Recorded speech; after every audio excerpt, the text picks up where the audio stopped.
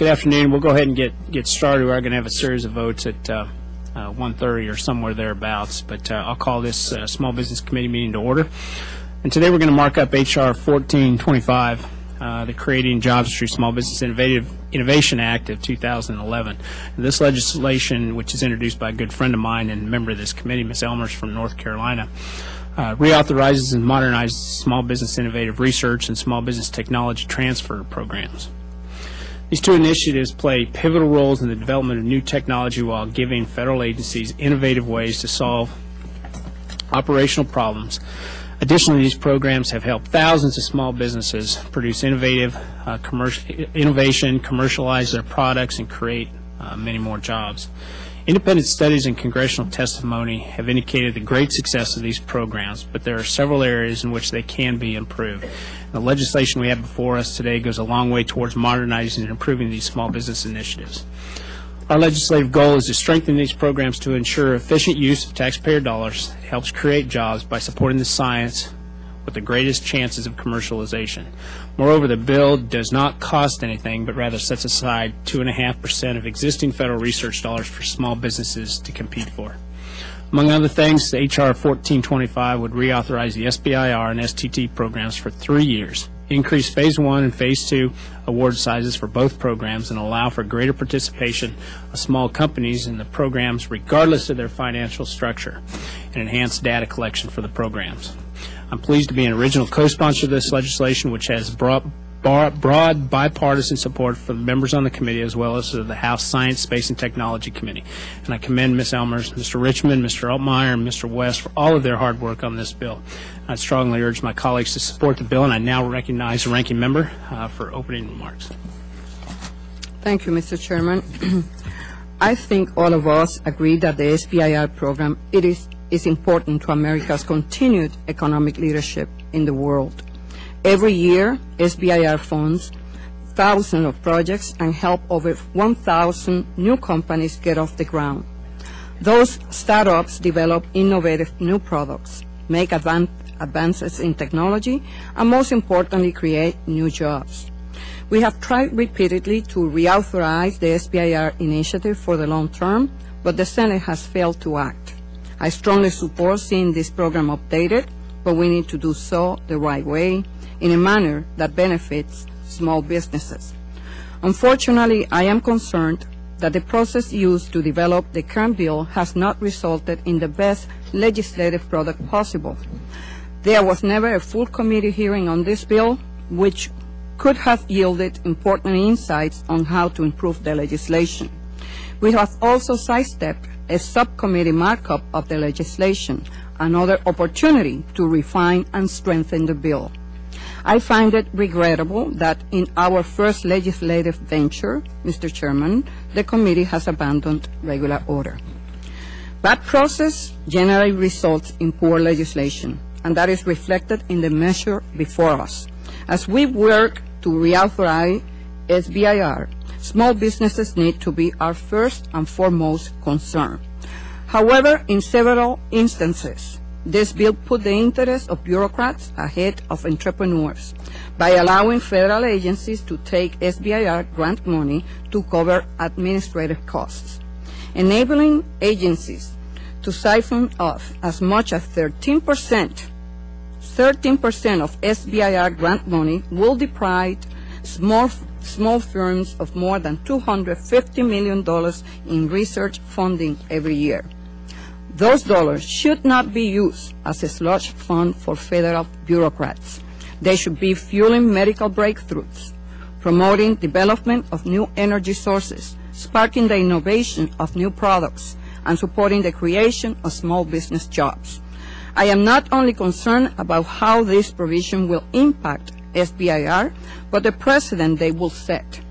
Are we going to start drawing funds away from other small business programs in order to pay for their administration?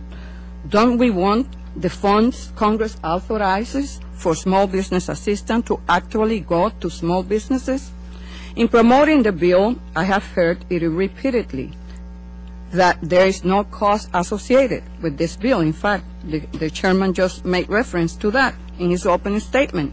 Only in Washington, would you take $250 million out of the hands of small businesses and claim there is no cost? Just as this legislation will reduce funding available for small businesses, it will also create regulatory hurdles and paperwork burdens for entrepreneurs wishing to participate in the SBIR.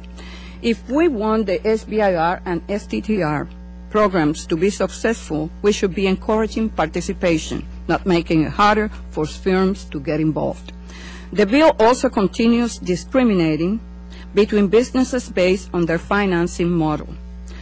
This is a practice by SBA that shuts out of the program some of the most promising companies.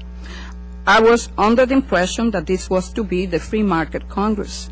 It is therefore confusing and disappointing that we are considering legislation which allows such anti-market practices to continue. Mr. Chairman, the SBIR and STTR programs are important tools in helping rebuild our economy for the long term.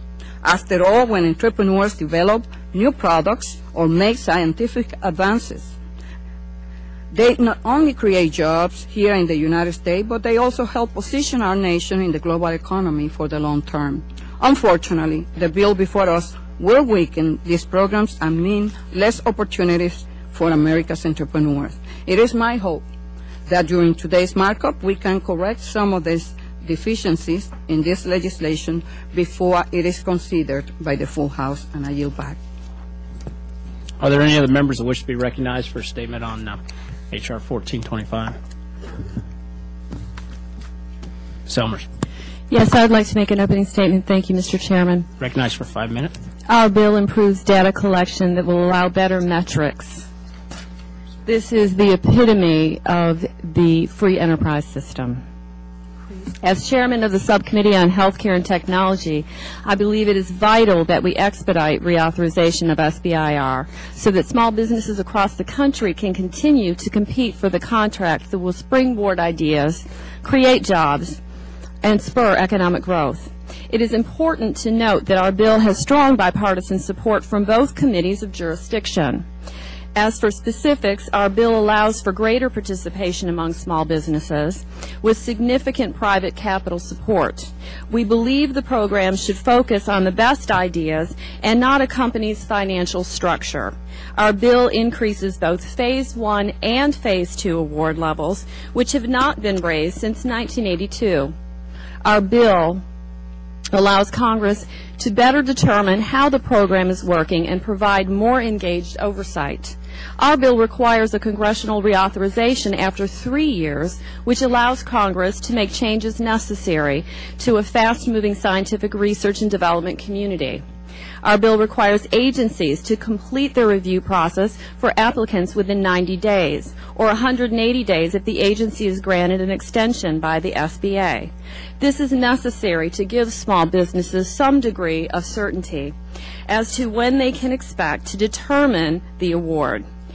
Since being created in 1982, the SBIR program has provided federal research and development grants to the country's best innovators, small businesses.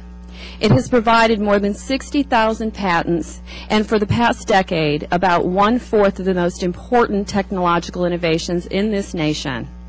And most importantly, it does not cost anything. The program simply requires the federal agencies to slice out a small percentage within their overall budget for small firms to compete for research and development. SBIR has been successful because it is based on a rigorous 3-phase process that allocates contracts according to commercial promise.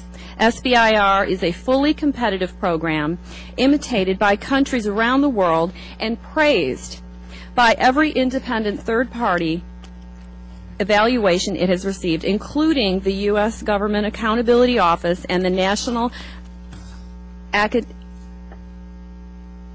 Academy of Engineering. Not only do great products and services develop from this program, so do quality American jobs. With the SBIR program set to expire on May 31st of this year, I look forward to working diligently with my colleagues to ensure passage of this bill. I yield back. Thank you, Ms. Elmers. Any other member wish to be heard on the bill, overall bill. Seeing none, then the committee now moves to consider H.R. 1425. The clerk will read the title of the document.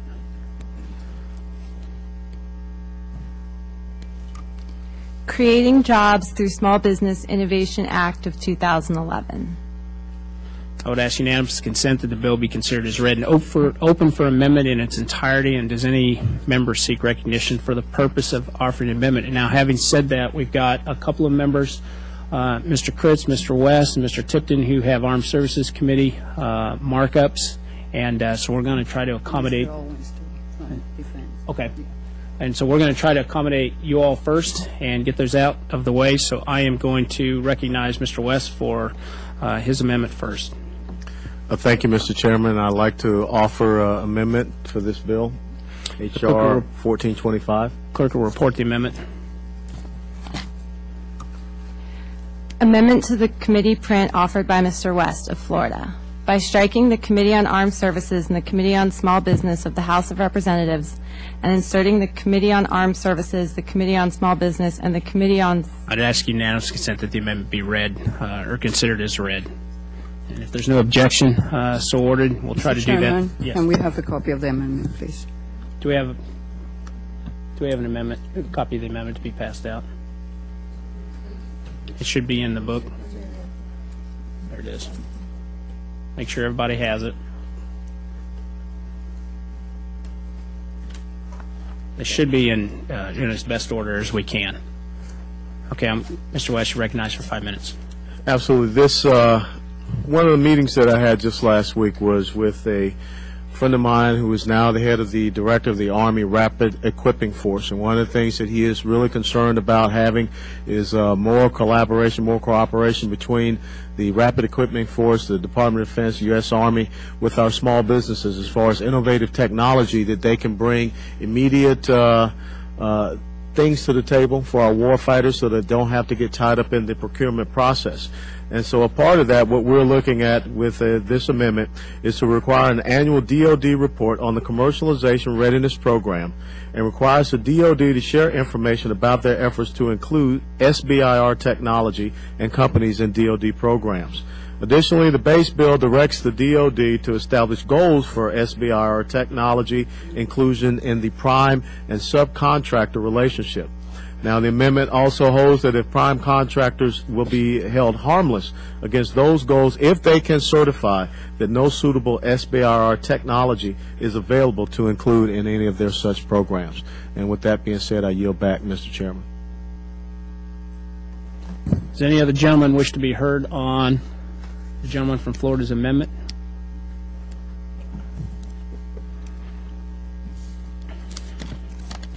Seeing none, I thank the gentleman for his amendment. I support it because it does enhance opportunities for commercialization in the Defense Department, which is one of the primary points of the SBIR program. And having said that, all those in favor, please say aye. Aye. All opposed, no. The opinion of the chairs, the ayes have it. The amendment is adopted. I'll next recognize Mr. Kritz for his first amendment. I think you have 4. Can you tell us which one?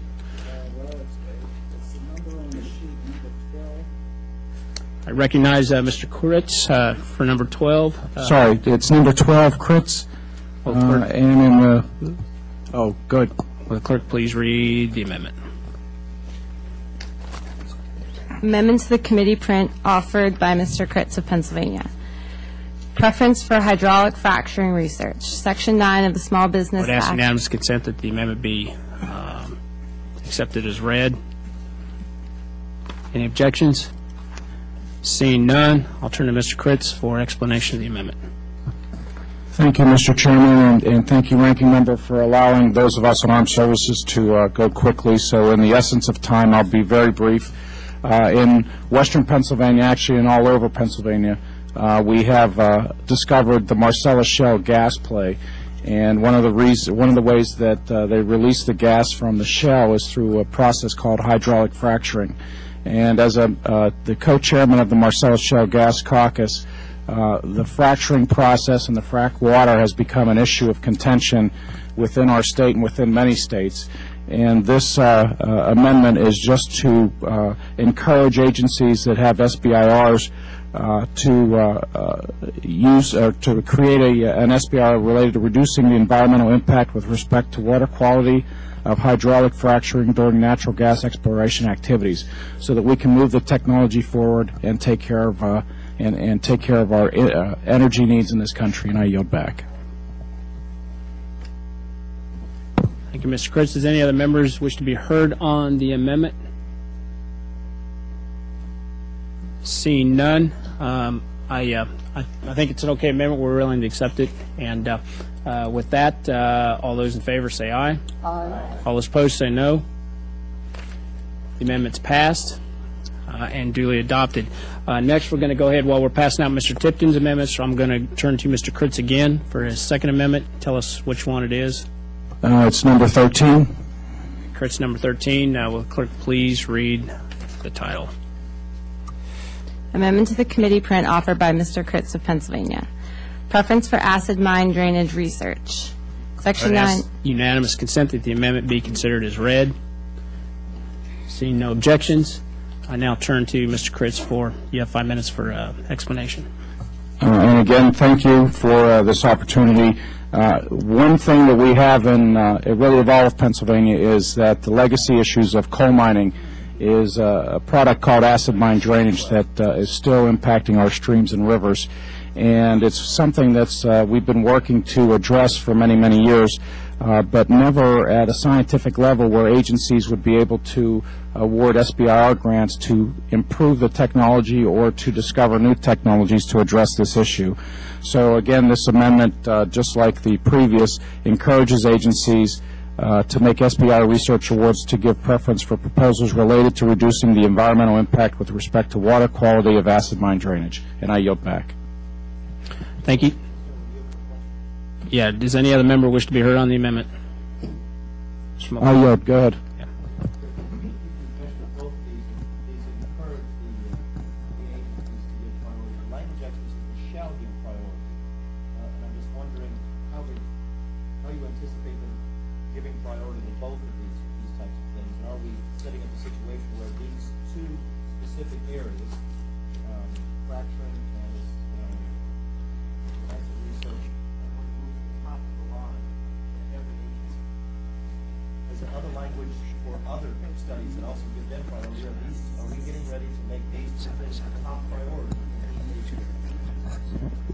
Just as in all SBI programs, this is a merit-based application. So I guess the language is stronger than the actual intent, is that it's just a merit-based opportunity that allows and directs them to look at acid mine drainage and fracking as issues that need to be addressed, and we encourage them then to look into that. But it is still all merit-based.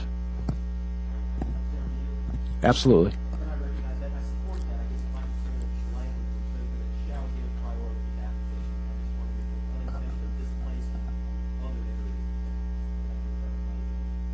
No, and it's all still merit-based. It does nothing to change that criteria. Does any other member wish to be heard on the amendment? Seeing none, all those in favor say aye. Aye. All those opposed, no. The ayes have it. The amendment is adopted. We'll next move to Mr. Tipton.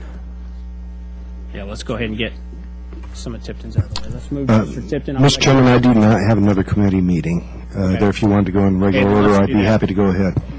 I appreciate that. I thought that you did. So let's go ahead and get the rest of Mr. Kritz's and just get them done, since you have a markup problem. Your next amendment is? It's number 14, Kritz. Will the clerk please read the title? Amendment to the committee print offered by Mr. Kritz of Pennsylvania. Preference for clean coal technology research. Section 9 of the Small Business... I ask unanimous consent that the amendment be read. Seeing no opposition, I would recognize Mr. Kritz for 5 minutes. Thank you, Mr. Chairman. And as the previous two amendments, this is just encouraging the federal agencies with SBI programs to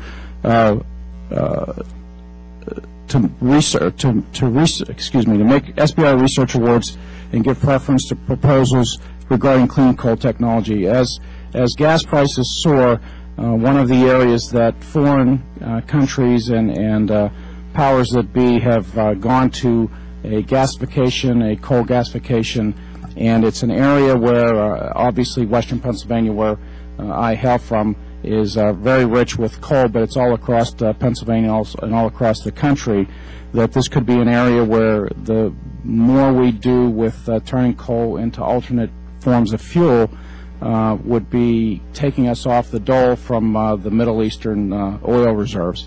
And this is just asking SBIR to look at these programs to see if we can't move this technology forward. And I yield back. Does any other member wish to seek recognition? Mr. Mulvaney. Absolutely. Mr. Critz, I'm sorry to beat the dead horse, but this one actually goes a little bit further. The closing to your amendment says, it adds additional language now. It says, in a manner that increases the number of award recipients conducting research. And I think we really are moving beyond what I think you intended here.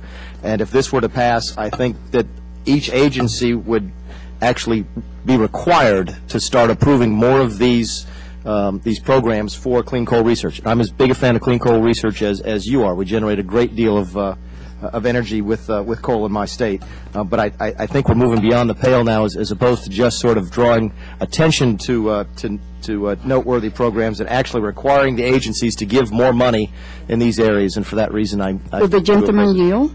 It's not my time, but I'd be happy. I will yield. Yes, absolutely. But to ask the gentleman a question, where do you see, did you see in the language that it requires? It says an SBIR solicitation that requests research. I'm sorry, maybe I'm looking at the wrong one. Just for clarification, we are on CRITS number 14. Mine's not numbered. I'm looking at it proposes to amend page 87 after line 6 with a new QQ. Yeah. And the last sentence of that says, in making, well, it reads in its entirety, in making awards under this section, a federal agency shall give priority to applications, which is the language we've seen in the previous two amendments. That's not the amendment. But then is it not? Am I on the wrong amendment? No, it says, not later than 1 year after the date of enactment of this act, each appropriate federal agency with an SBIR program shall develop and issue, independently or jointly, an SBIR solicitation that requests research proposals. It doesn't require. Again, the one I'm looking at says 14 across the top. And I think what happened was that in order to keep these amendments germane, we had to change the language to encourage, not to require. That way, because it would have had to have left this committee to go to Financial Services for their input. So that's what the language has been. The one you're looking at is the original, and we've actually softened the language. I'm going to regain the time and ask the council to We do not have a copy of the latest version of Mr. Kritz's amendment. So until we get that latest version of that amendment, we can't examine what the amendment is, because the version that we have is as the clerk said.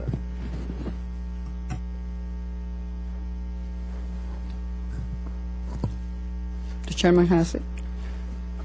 Would the gentleman withdraw the amendment for the time being until we will move to your next one, and until we clear this up so that everybody has a copy of the amendment? And I would encourage all the members. We got some amendments at the very end to please get your amendments in earlier so we can have them in the markup book, so everybody has them in order and has them has the right amendment in front of them. Because this creates a serious problem, and if we don't have the amendment in front of us, then we can't move on. So if you will withdraw that. I will withdraw number 14. All right. Now For the time being. For the time being. Until it can be researched by council, absolutely. So let's get the amendment out there, and in the meantime, go ahead and offer your last amendment, which is CRITS number 15. Do we have the latest copy of that one? That one wasn't. I believe so. This has been sort of a scramble these last couple of days. I think when we got notice, after we went on recess, so we're catching up as quickly as we can. You recognize the offer of the amendment. Go ahead and I'll ask the clerk to read it. Amendment to the committee print offered by Mr. Kurtz of Pennsylvania. Clean coal technology. Section 9 of the Small Business Act as I would ask amended. unanimous consent that the amendment be read. If there are no objections, Mr. Critz, you have 5 minutes to explain the amendment. This is Critz number 15. Thank you, Mr. Chairman. This amendment is more substantial than the previous one that was withdrawn. This is actually would establish an SBA pilot program to commercialize clean coal technologies and those related to coal gasification that are developed in the SBIR program. Often, promising research languishes in the SBIR program and fails to reach the market. This program would fill that void for clean coal technologies. I yield back. Does any other member wish to be heard on the amendment? Yes, I have a question if the gentleman would yield. Sure, Tom. I noticed that it requires a 5%, which is an increased amount of money over and above what is being allocated through all the other agencies.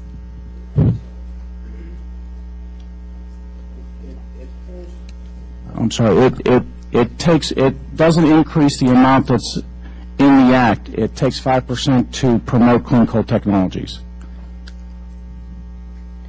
Of the commercialization fund. Yeah, and it caps it at 5. It's not more than 5%.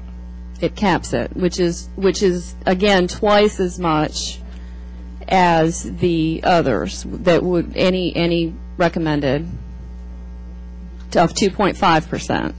Is that?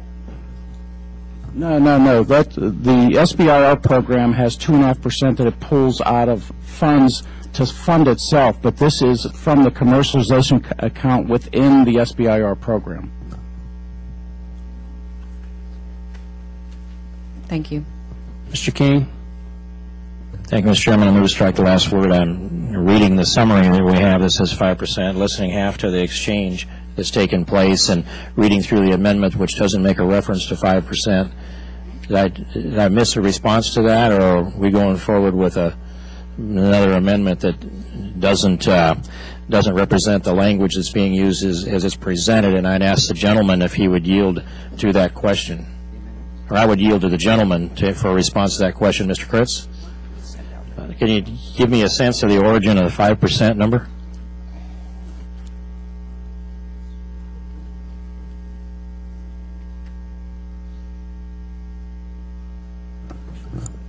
I think what he's asking. Are you asking because the language you have in front of you doesn't reference 5%? That's correct. And I'd yield to the gentleman for response to that. I look at a summary here, and I listen to the presentation, the discussion about a 5% cap, and I read through the amendment, which is Critz 15, and I'm beginning to wonder, is the language of this amendment the language that we are discussing here? Or would the gentleman, if he has trouble responding to that, would he be willing then to withdraw it and come with something that's had some clarity? Yeah, I think what happened was we had been discussing the 5%, which here I am defending it, but actually in the final language there is no amount determined. Initially we had been talking about 5%. Here again, though, to keep this amendment germane, we had to take anything out that would require other committee jurisdiction, and therefore we again softened the language just to create this program, to create this pilot program. Okay. So that reclaim my time then I can surmise that the summary was written before some of the amendments were drafted in the final form that was delivered to the committee, and therein is the disagreement or the misunderstanding that we have. And what I haven't heard from the gentleman is I'll say a justification or a rationalization on why we should be advancing the clean coal technology through small business. Does the market provide that? Don't we have the EPA that is providing plenty of incentives? How does this add extra incentive, or what would be the justification for tax dollars being invested in this endeavor? And I'd yield to the gentleman. Well, there's a lot of research going on that is for coal gasification, for clean coal technologies. And what this would do would be provide a program where that research then gets built upon and then commercialized so that we can get that technology to market. But it's the gentleman's, reclaiming my time, it's then the gentleman's position that the markets and the EPA regulation won't drive this research without an SBA program to help supplement that. Is that an appropriate conclusion? And I'd yield to the gentleman. Well, I think the way we need to frame this is that we need to get off of foreign oil, and coal gasification technology is something that we need to push. And here is a program, SBIR, that could help move us along those lines, and that's what we're trying to do. We clear my time, and I thank the gentleman. I won't make the argument, but neither will I support the amendment. Thank you, and I yield back. Mr. Chairman. Mr. Velasquez. I just would like to add, what the gentleman's amendment tried to do is to promote clean technology in the area of coal. EPA doesn't provide funding, nor does it grant money for research so that we can come up with the next clean technology in the area of coal. So what we're trying to do here is, how can we provide grants for any small business innovator who can come up with clean technology in the area of coal at a time when we are facing this energy crisis. And how can we help that small business innovator bring that technology to commercialization? EPA, in fact, we're having a hearing on regulations impacting small businesses from EPA. So EPA deals with regulation, doesn't provide funding, doesn't provide any resources for any small business innovator to come up with new technologies. Does any other member wish to be heard on the amendment? Mr. West. Thank you, Mr. Chairman. I think that we all agree with the concept of pursuing the clean coal technology and the use of the SBR to incentivize that pursuit through small businesses.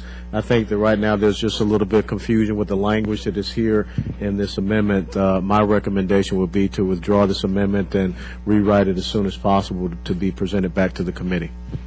Thank you, and I yield back. Does any other member wish to be heard on the amendment?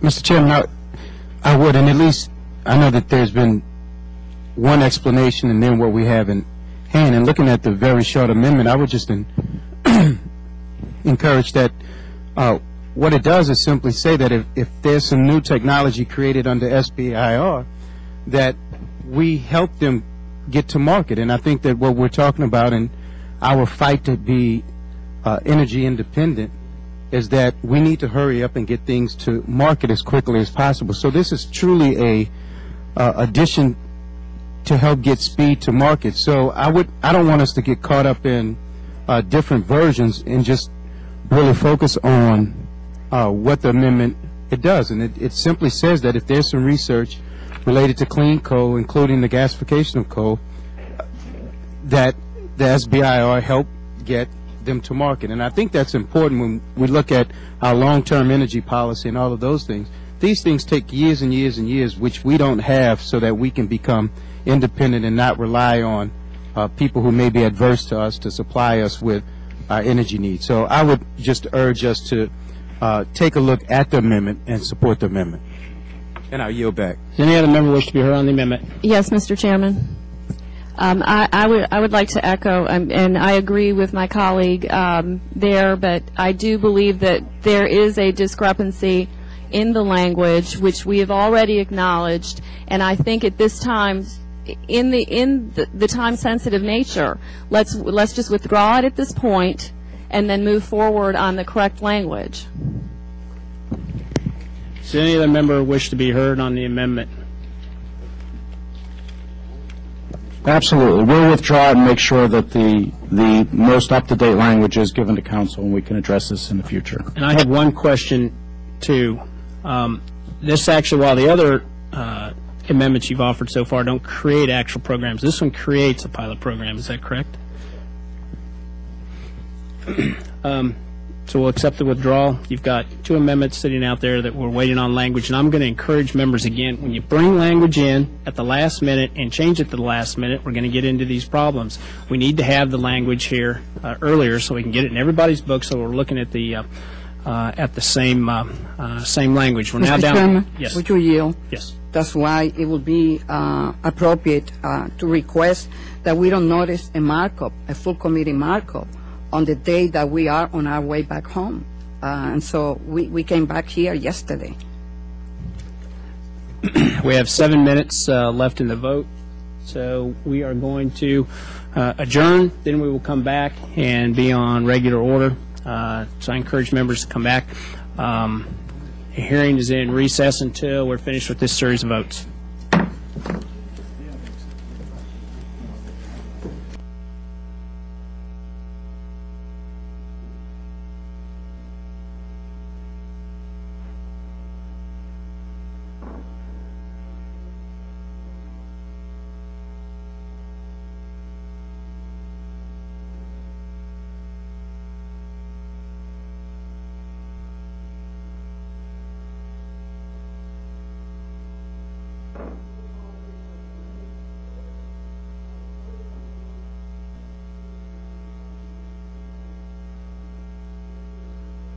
We've got all the amendments now corrected and all the amendments where they need to be. But when you bring in amendments and then you change the language at the last minute, we need them. And then I would also tell the members too, work off of the pile that's in front of you rather than what your staff may have put together last night, because those are the latest versions of the amendments are the piles in front of us. We got 2 members that still have conflicts with other markups.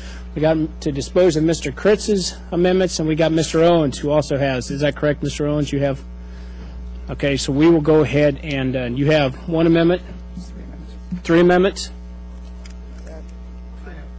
All right, we'll go ahead and try to burn through yours so that we can get you to your other markup. And like I say, I'm trying to accommodate everybody, but if this keeps getting us all messed up, then we're going to go in regular order. But recognize you for your first amendment. Thank you, Mr. Chairman. My first amendment is number 30 on the sheet. That amendment... Hang on just a second. It's Owens' amendment, number 30. Clerk, please read the... Amendment to committee print offered by Mr. Owens of New York. Increase partnerships I ask unanimous consent that the reading be disposed of, and we just move forward. Is that okay? If we have no objections, then I will turn to you, Mr. Owens, on number 30. Thank you.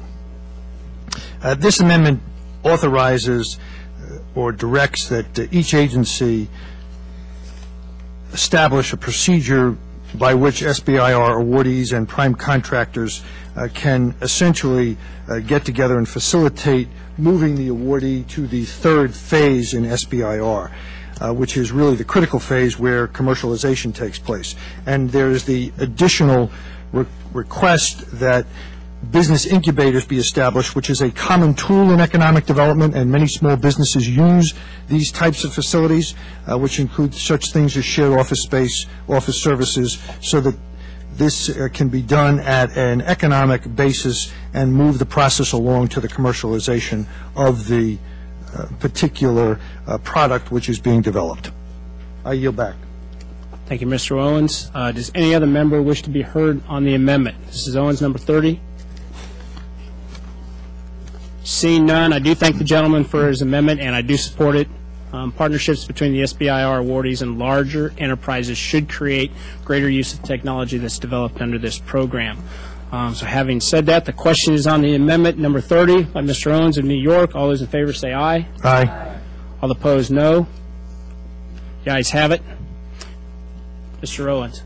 The next amendment I have, Mr. Chairman, is number 31. 31. Clerk, please read the title.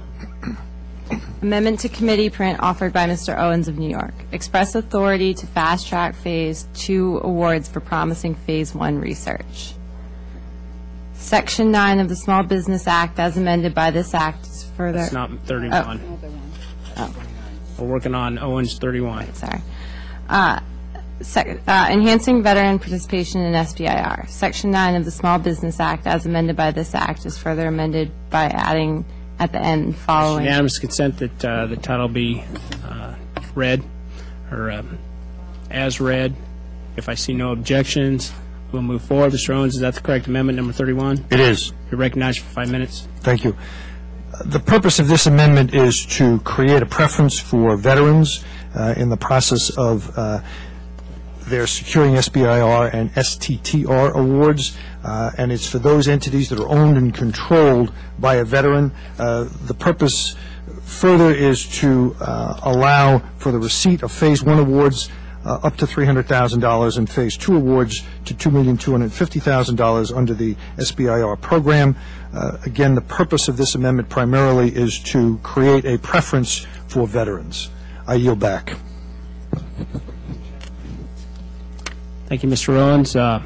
Any other members wish to be heard? Mr. Mulvaney? Gentlemen, yield. Yes. I'm looking at the language in subsection 1A, and I see where I assume these are the dollar figures have been raised to $300,000 and $2.25 million. Is that correct? That's correct. The language that follows that reads, with such amounts able to be exceeded if the federal agency making the awards notifies the administrator of such success, is that currently in the bill, or is that just added in your amendment? I believe it's just added in my amendment. Well, I mean, okay. I mean, really what we're doing is we're taking away any caps at all, aren't we? I mean, if essentially you can blow through these caps by simply notifying somebody that you've blown through the caps, then there are no caps. Well, it doesn't change, however, the amount of money that's available. All it does is allow the agency to grant a larger amount of money to a veteran-controlled entity. And I recognize that. I would support that up to the limits that you've stated, the $300,000, the $2.25 million. But really, what you're saying is there is no limit on an award to a veteran-owned business, because the agency making the reward simply has to, or the award simply has to notify the administration that it's giving $10 million, and it has the authority to do that. And I think that goes perhaps beyond the intent of the original amendment. Would the gentleman find the amendment acceptable if we struck after exceeded? Yes, sir. Or actually after the words under an SBIR program, and I'm not familiar with the way the chairman handles amendments on the floor in this committee, so I would reserve my... If the gentleman wishes to withdraw it, and if you want to work on it and try to work on it, I actually, we could amend it, or he could amend it if you want. Mr. Chair, yes? I'll just offer a perfect amendment. So, I'll yield to the ranking member. well, I would like to see that he could offer a perfecting amendment to the amendment. So Again, if you're willing to take amendments on the floor verbally, I'd be more than happy to propose that we simply strike everything after under an SBIR program. There's a comma there inserting a period. That leaves the preferences or the additional caps at 302.25, but removes this extra language. That's acceptable. Did you get that, Counsel? Yes. Yes.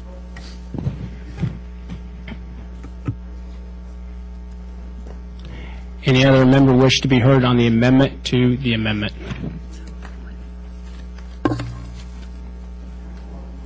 Seeing none, the question is on the perfecting amendment by the gentleman, Mr. Mulvaney, to the amendment, Mr. Owens, which is number 31. All those in favor say aye. Aye.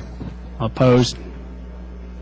Appears the ayes have it. The ayes do have it. Does anyone else wish to be heard on the amendment? Mr. Owens. Thank you. The next I have is number 29. We're not finished yet. Oops, sorry.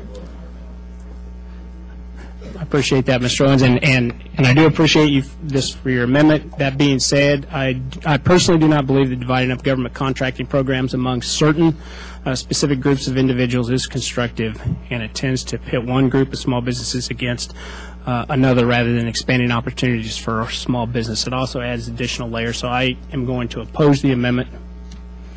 Having said that, the question is on the amendment. Mr. Owens, number 31. All those in favor say aye. Aye. All opposed, no. No. Noes appear to have it. Recorded vote? The gentlelady has asked for a recorded vote. A recorded vote is requested on the question of agreeing to the amendment offered by Mr. Owens, number 31. Is there a second? There's a sufficient second. A recorded vote is ordered pursuant to committee rule number 10. Further proceedings on the amendment will be postponed, and we are going to roll the votes as best we can to accommodate other members, because we got a lot of things going on today, and I don't want members having to run back and forth between other hearings. Now, Mr. Owens, you have another amendment. I do. This one's number 29. Correct. The clerk read them. Express authority to fast-track Phase 2 awards for promising Phase 1 research. Ask Section. unanimous consent that the title be read. Anyone opposing? Seeing none, Mr. Owens, you have 5 minutes on amendment number 29. Thank you, Mr. Chairman. The purpose of this amendment is, in fact, as stated in the caption, to fast-track Phase 2 awards for promising Phase 1 research. It simply allows the administrator to create a fast-track program, which I think is very helpful in these circumstances, as it allows for the further development of the product and moves it on to commercialization at a more rapid pace. I yield back. Does any other member wish to be heard on the amendment? Yeah, Mr. Chairman. Ranking member. I applaud the gentleman's intent to make this bill better in the sense that one of the major challenges for many small businesses is the loan funding gap between the end of Phase 1 and the beginning of Phase 2. So it is often difficult for companies to hold a team together through this funding gap. Small companies have a substantial burn rate and speed, which projects are funded impacted this rate, so they need the money at a faster rate. Research has shown that this mechanism can result in greater expected sales for the company and greater employment growth. So I will ask for my colleagues to support Mr. Owens' amendment. I yield back. I thank the gentleman for his amendment. I support it because it's going to reduce bureaucratic red tape facing some of these small, innovative companies. So I would urge my colleagues to do the same. That being said, the question is on the amendment by Mr. Owens, number 29. All those in favor say aye. Aye. All those opposed? The ayes appear to have it. The ayes do have it. The amendment is adopted. Mr. Chairman, thank you very much for assisting me today. Absolutely. Now I believe we have another conflict. Ms. Chu requested if she... Cicilline have a conflict. Both of you have a conflict? Resolve it right away. Who wants to go first? CC, you go first. Well, You're How many amendments do you have, Ms. Chu? I have 3. 3. How many do you have? 3. Ladies first. Bill. Thank you. Mr. amendment Chair, is it? I have an amendment at the desk. It's number 27. Number 27. Clerk, please read the amendment, number 27. Ms. Chu. Page 31, line 16, insert after Policy Committee the following. I would ask unanimous consent that the title be read. Seeing no objections, we'll move forward. Ms. Chu, you have 5 minutes. Explain your amendment, number 27. Mr. Chair, I'm offering an amendment that will make sure small businesses are at the table when SBIR and STTR programs are affected. As written in H.R. 1425, an interagency policy committee will be formed to make policy recommendations on ways to improve program effectiveness and efficiency. The findings will be reported to both the House and Senate, and the committee will be responsible for assessing award sizes and criteria for flexibility, recommend best practices for other agencies, and develop a standard evaluation framework. However, small business does not have to be a part of this important committee.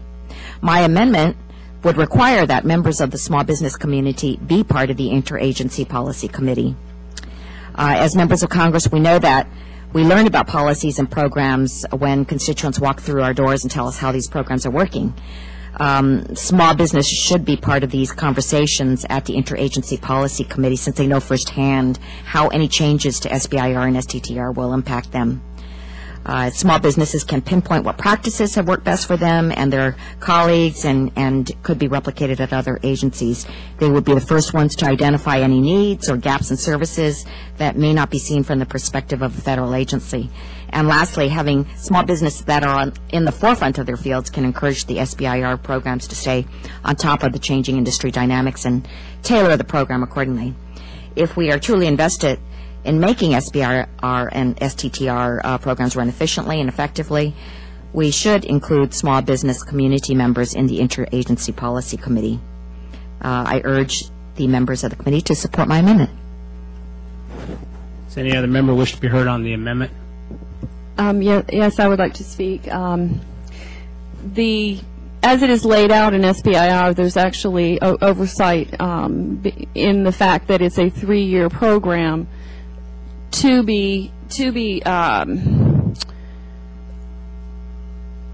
looked at from that perspective. And I'm afraid if we add another committee, interagency policy committee, that's just adding another layer of bureaucracy, which will stand in the way of small business innovation. And I would recommend a no vote on this amendment. Would the gentlelady yield? Yes. This is not creating a new program. It's not creating a new layer. This is making sure that we empower those most impacted by any policy changes on the SBIR program. It will require small business participation in the interagency policy committee that is in existence.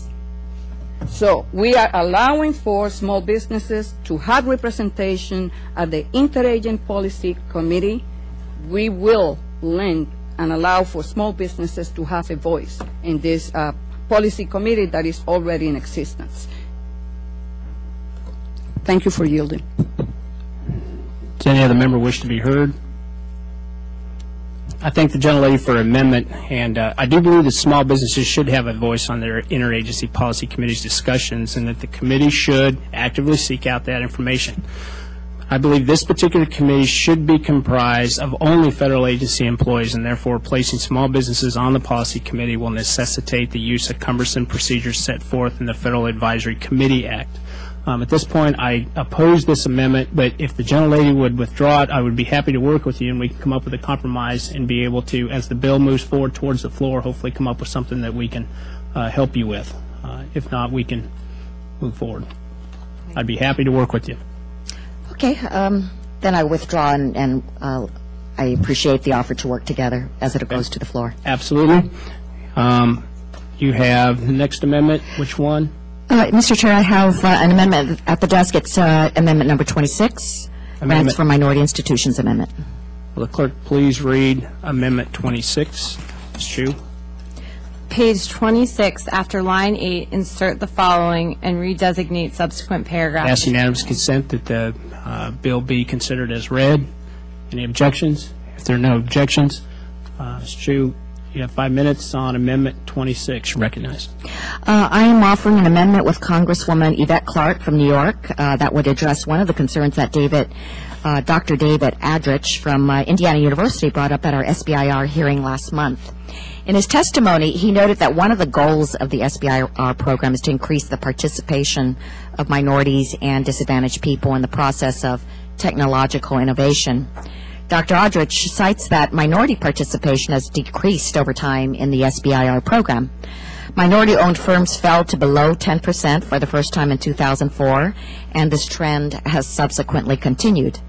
My amendment would address the problem by providing funding from the 3% allocation from the DoD commercialization pilot program for grants to be made available to minority institutions in order to increase the number of applications submitted by minority-owned small businesses. It would allow minority institutions such as American Native, American Pacific Islander serving institutions, historically black colleges and universities, Hispanic serving institutions and tribal colleges and universities to partner with nonprofit organizations that have experience developing relationships between industry, minority institutions, and other entities for the purpose of increasing the number of SBIR and STTR program applications by minority-owned small businesses. Increasing applications from minority-owned businesses isn't just a lofty goal. It's essential to the short and long-term health of our country. Minority firms currently provide nearly 5 million people with steady jobs, but have the potential to create 16.1 million jobs, leading to stronger communities and bolstering America's economy. The U.S. Census Bureau projects that by 2040, the minority community will represent 54% of the total U.S. population, indicating that over the next 40 years, the growth of America's workforce will primarily come from minorities. Minority-owned firms have the potential to contribute significantly to our long-term economic progress and stability. A critical way to ensure their success is to support their participation in the SBIR program. This amendment would finally put resources toward the goal of increasing the participation of minorities in the SBIR program. I urge the other members of the committee to support my amendment. And, Mr. Chairman, I'd like to yield the balance of my time to my colleague from New York, Representative Yvette Clark. I'd like to thank my colleague Judy Chu for yielding time. In the best of circumstances, minority-owned small businesses find themselves at a disadvantage with regards to the access to capital and grants. As we emerge from the recent economic downturn, it is imperative that all small businesses are active participants to ensure that our current economic momentum continues. What this common sense amendment seeks to do is to ensure that we do not waste potential grant dollars by shrinking the available pool, as well as foster an environment of inclusion and active participation by minority-owned small businesses. I urge my colleagues to join Congresswoman Chu and myself and support this amendment. Now you back. Your time is Chu. Thank you, Mr. Chairman. I thank the gentlelady for her amendment. Unfortunately, I do oppose this amendment as it changes Section 202, which is the commercialization readiness program at the Department of Defense. The Committee on Armed Services, Department of Defense, and I all support the program because it does enhance what is, in my view, the core mission of the SBIR program, which is commercialization of research. And there are other mechanisms, such as Section 310, use administrative costs to increase outreach without undermining this valuable program at the Department of Defense. So I'd urge my colleagues a no vote. Does anybody else wish to be heard on the amendment? Yes, Mr. Chairman. You know, the face of small businesses in America is changing. It's more minority, it's more women, and we need to make sure that we provide the resources to give an opportunity for minority businesses to thrive in this country. And if we as a nation want to get our economy to be competitive, we must provide ways for minority businesses, in this case, to work with minority institutions to be able to have the same opportunity as other businesses. The facts are that for minority-owned businesses from 2000 to 2005, there was no increase in the number of grants awarded to these businesses. Yet, the number of overall awards sharply increased during the same time period. Empirical evidence points to a high involvement of universities in SBIR-funded projects. Thus, minority institutions are the logical place for outreach to minorities that are likely to participate in the program. I support this amendment, and I ask my colleagues to do the same. Thank you, Mr. Chairman. The question is on the amendment. Ms. Chu, number 26. All those in favor say aye. Aye. All those opposed, no. No. The noes appear to have it. We ask for a recorded vote. The recorded vote has been requested. The question is agreeing to the amendment offered by Ms. Chu, number 26. Is there a second? Second. There is a second. The recorded vote is ordered pursuant to Committee Rule 10. Further proceedings on the amendment will be postponed. Ms. Chu, you have one more? Yes. 25? Yes, my last amendment is number 25. Number 25, increase funding SBIR programs. Clerk, please read the title. Page 4, line 6, strike $150,000 and insert $225,000. I ask unanimous consent that the amendment be considered as read. If there are no objections, so ordered. Ms. Chu, you have 5 minutes on amendment number 25. Mr. Chair, my amendment would further address the needs of high-tech but high-cost small businesses by increasing the cap on SBIR funding. Some small businesses that are forging new pathways in industries such as energy and technology require more resources to remain on the cutting edge of their field. The type of work they do is so new and costly that these companies need to invest more into the research and development in order to successfully bring to fruition their ideas. The money invested in these projects would bring a huge return in the form of a lasting positive impact on the world. Coutura is a small business in my district in California that seeks to advance technology and energy-saving applications. Their products provide dramatic size reductions and performance enhancements for applications like optical communications, high-speed Ethernet LANs, high-performance computing, and optics-based sensing. Recently, they emerged as a leader in silicon photonics, which is a cutting-edge technology that integrates optical functions into microprocessing chips. Through their work, they will be able to lower the cost of communication systems and microprocessing infrastructure. In other words, silicon photonics has the potential to produce increases in national energy efficiency, and Coutura is working hard to get us there. H.R. 1425, as written, would set guideline amounts for Phase 1 and Phase 2 at $150,000 and $1 million. While this is an improvement to the outdated award system, it isn't enough for companies like Coutura, who have been successful at getting SBIR awards, to keep pushing the envelope on all of their technologies. My amendment would increase these amounts to $225,000 and $2 million, respectively. This is a bigger increase, but we must be bold in order to compete with other countries. I also want to point out, for those that may have reservations about a higher award, that this change only increases the maximum award cap, and the agencies have the discretion to award amounts within those limits and could very well fund awards less than the cap. I don't want these increased guidelines to translate into less overall SBIR awards, so to offset these increased guidelines, my amendment also raises SBIR allocation by 0.5% incrementally over 5 years, and the STTR allocation by 0.2% over 2 years. These are moderate and much-needed increases to the program. In order to truly reap the benefits of such innovations, we need to ensure that a broader set of small businesses are sufficiently funded to take on the research and development needed to push these energy and technology industries to the next level and into the commercialization stage. I urge the other members of the committee to support my amendment. Does any other member wish to be heard on the amendment? Ms. Elmers.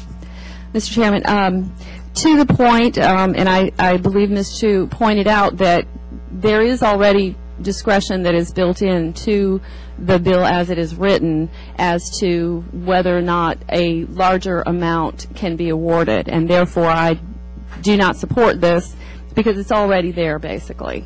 And it is on a competitive basis.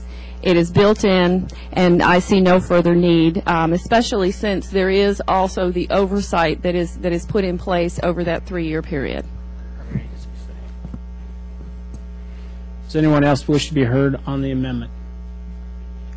Seeing none, I thank the gentlelady for her amendment. I do oppose this amendment because I believe the bill itself strikes the appropriate levels between keeping up with the cost of doing business and ensuring a diverse number of awardees. So I'd urge my colleagues to please vote no. The question is on Ms. Chu's amendment number 25. All those in favor say aye. Aye. All those opposed, no. No. The noes appear to have it. Yes. The noes do have it. The amendment is not adopted. I ask for a recorded vote. We've already, you need to ask for, if you're going to ask for a recorded vote, ask for it before I announce what the outcome is. We can take a recorded vote. A recorded vote has been requested on the question of agreeing to the amendment offered by Ms. Chu, number 25. Is there a second? Second. There being a sufficient second, a recorded vote is ordered pursuant to Committee Rule 10 for the proceedings of the amendment will be postponed. Mr. Cicilline, Thank you, Mr. you have a conflict. Yes, Mr. Which Chairman. amendment do you have? Amendment number 10. Amendment number 10. Clerk, please read Mr. Cicilline's amendment. Add at the end the following: report on enhancement of manufacturing activities. I ask unanimous consent that the amendment be considered as read. Without objection, Mr. Cicilline. Thank you, Mr. Chairman. This amendment would add a new section to the bill entitled Report on Enhancement of Manufacturing Activities, and really recognizes the importance of small business, manufacturing, and innovation, and would require any agency awarding more than $50 million in SBIR, STTR grants to submit to Congress a description of efforts that they've undertaken by that respective agency to enhance manufacturing, and it would provide us with information to ensure that the underlying goals and objectives of SBIR and STTR to increase the participation of small firms in federal research and prepare those small businesses to transition that research into commercialized products and services, and particularly as it relates to manufacturing-related efforts. And so it really will give us some good information. If you use that cutoff point of $50 million, it will apply to the Departments of Defense, Energy, Health and Human Services, NIH, NASA, and NSF. I urge my colleagues to support the amendment. It doesn't provide any additional cost, obviously, but just lots of good information. Does any other member wish to be heard on the amendment? Seeing none, I thank the gentleman for his amendment. I do support this amendment. I support what the gentleman's trying to do with it. Having said that, the question is on the amendment number 10. Mr. Cicilline. All those in favor say aye. Aye. All those opposed, no. The ayes appear to have it. The ayes do have it. The amendment is adopted. Now, your next two amendments are fresh to us. Is that correct? Yes. The next amendment I have, Mr. Chairman, is... Have they been passed out? Yes. It's entitled... What's the for number? grants to the states. What number? Do you have a copy of it? It is number 9? Number 9. Page 26, after line 8, insert the following and redesignate subsequent paragraphs accordingly. I'd ask unanimous consent that the amendment be considered as read. There are no objections. Mr. Cicilline, Thank you, Mr. 5 minutes. I encourage you to get your amendments out earlier if you have them. Thank you, Mr. Chairman. This amendment that I'm offering, which is supported by Congressman Richmond as well, would amend H.R. 1425 to, in effect, reinstate the federal and state technology partnership program. This program provides grants to states that in turn provide outreach to encourage increased participation in the SBIR program. Rural outreach, low-income areas, and outreach to states with low program participation are emphasized. I have heard about this from lots of folks, and this program has worked successfully. It was established in 2001, the FAST program. This reinstates that program, which was very effective in doing outreach to be sure that small businesses can easily access the SBIR and STTR programs. I yield the balance of my time to Mr. Richmond.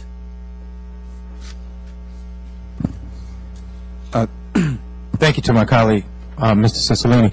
I would just like to add that the FAST program would help provide underrepresented businesses with workshops and training programs throughout Louisiana with a focus on traditional underserved areas, including rural areas and underrepresented entrepreneurs. It also would allow an opportunity for universities to promote partnerships between small companies and universities, which would allow more leveraging in the dollars that the federal dollars that we use. And I think that one of the things we should always do as government is to make sure that we're leveraging our resources and our dollars as much as we possibly can so that we get the largest return on our investment, which at the end of the day is ultimately the taxpayer dollars, and we want to make sure that we get the most bang in our buck. And I think that this amendment absolutely does that, so I would just urge my colleagues to support it. And I'd yield back. Does any other member wish to be heard on the amendment? Seeing none, I have to oppose the amendment, Mr. Cicilline. I just got it, but as near as I can tell, it's duplicative. That's one of the reasons why it wasn't addressed in the bill, so I have to oppose it. Having said that, the question is on the amendment by Mr. Cicilline. Is this number 9? Yes, Mr. Chairman. All those in favor say aye. Aye. All those opposed, no. No. The noes appear to have it. The noes do have it. Yeah, I'm sorry. We'd ask for a recorded vote, Mr. Chairman. Recorded vote is requested on the question of agreeing to the amendment offered by Mr. Cicilline, number 9. Is there a second? There being a sufficient second, a recorded vote is ordered pursuant to Committee Rule 10. For the proceedings on the amendment will be postponed. Mr. Cicilline, next. This is another new amendment.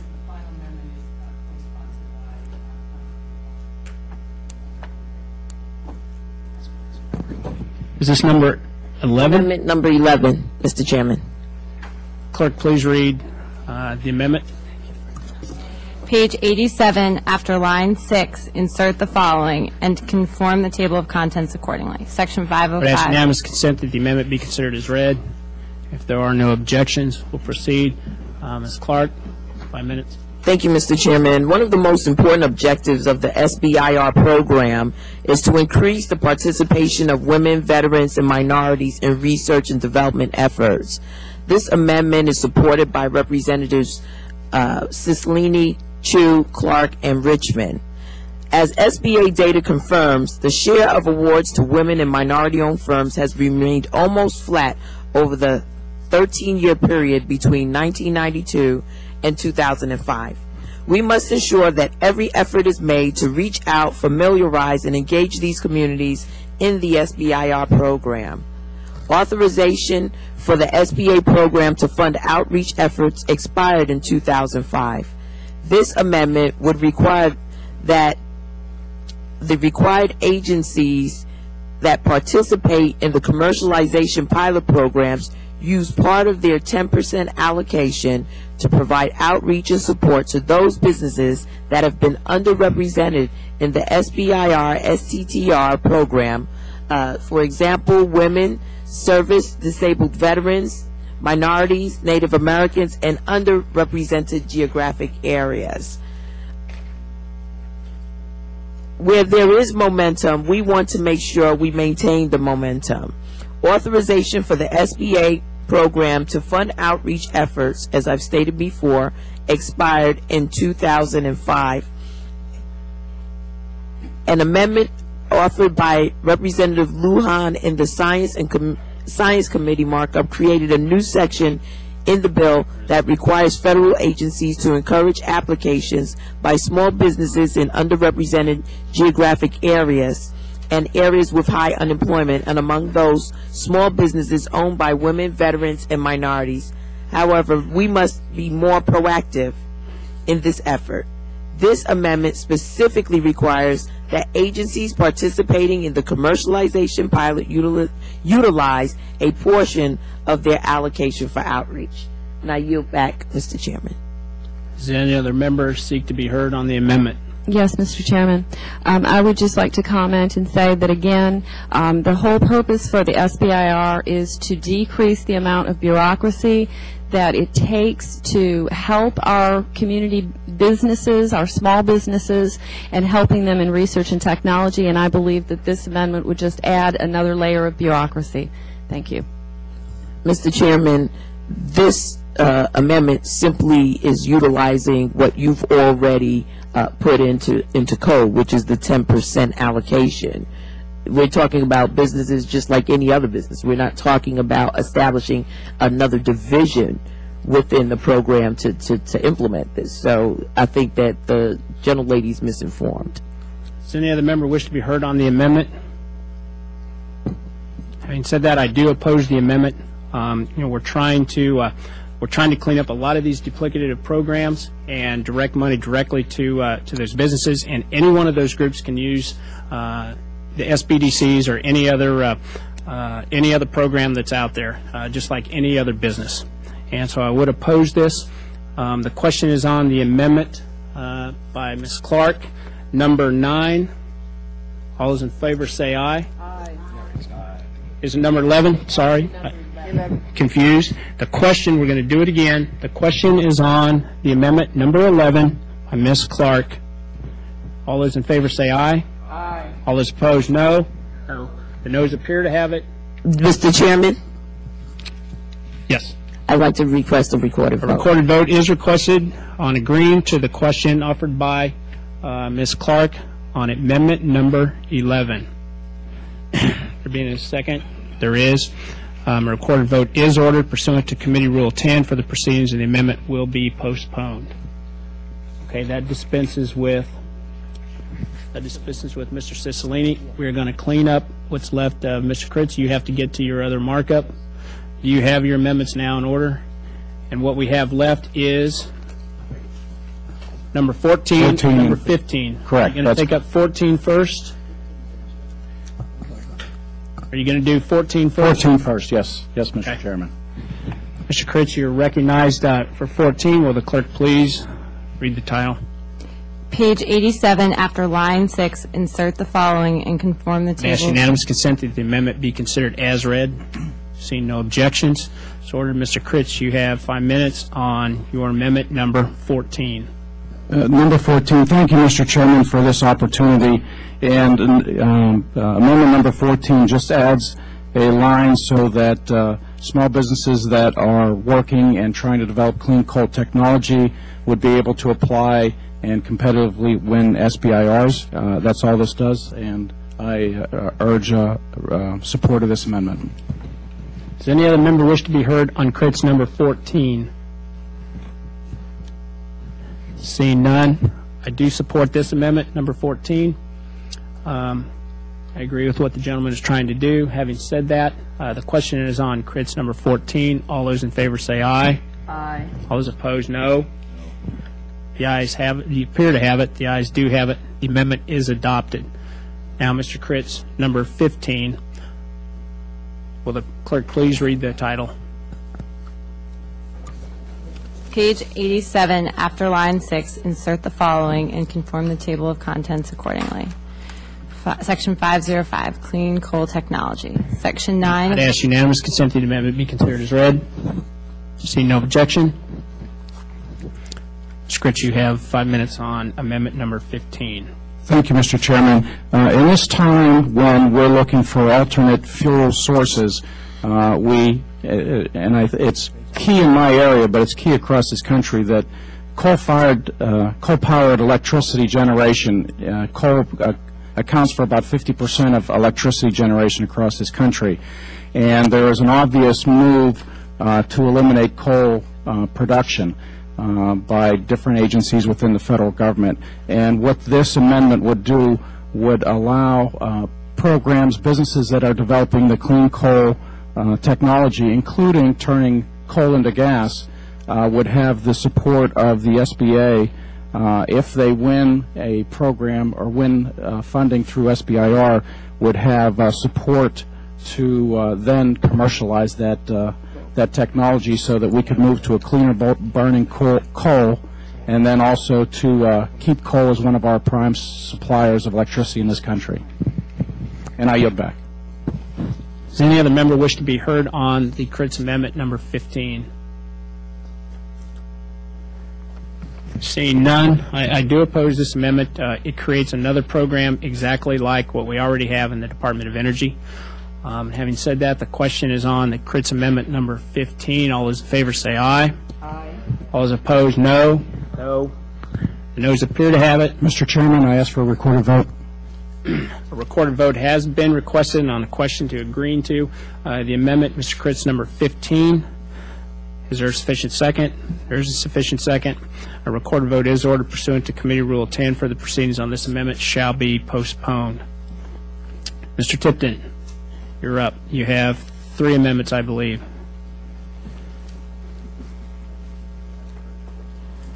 Which one is first? Thank you, Mr. Chairman. Tipton Amendment number 7. Tipton Amendment number 7. Clerk, please read the title. Add at the end of the bill the following and conform the table of contents accordingly.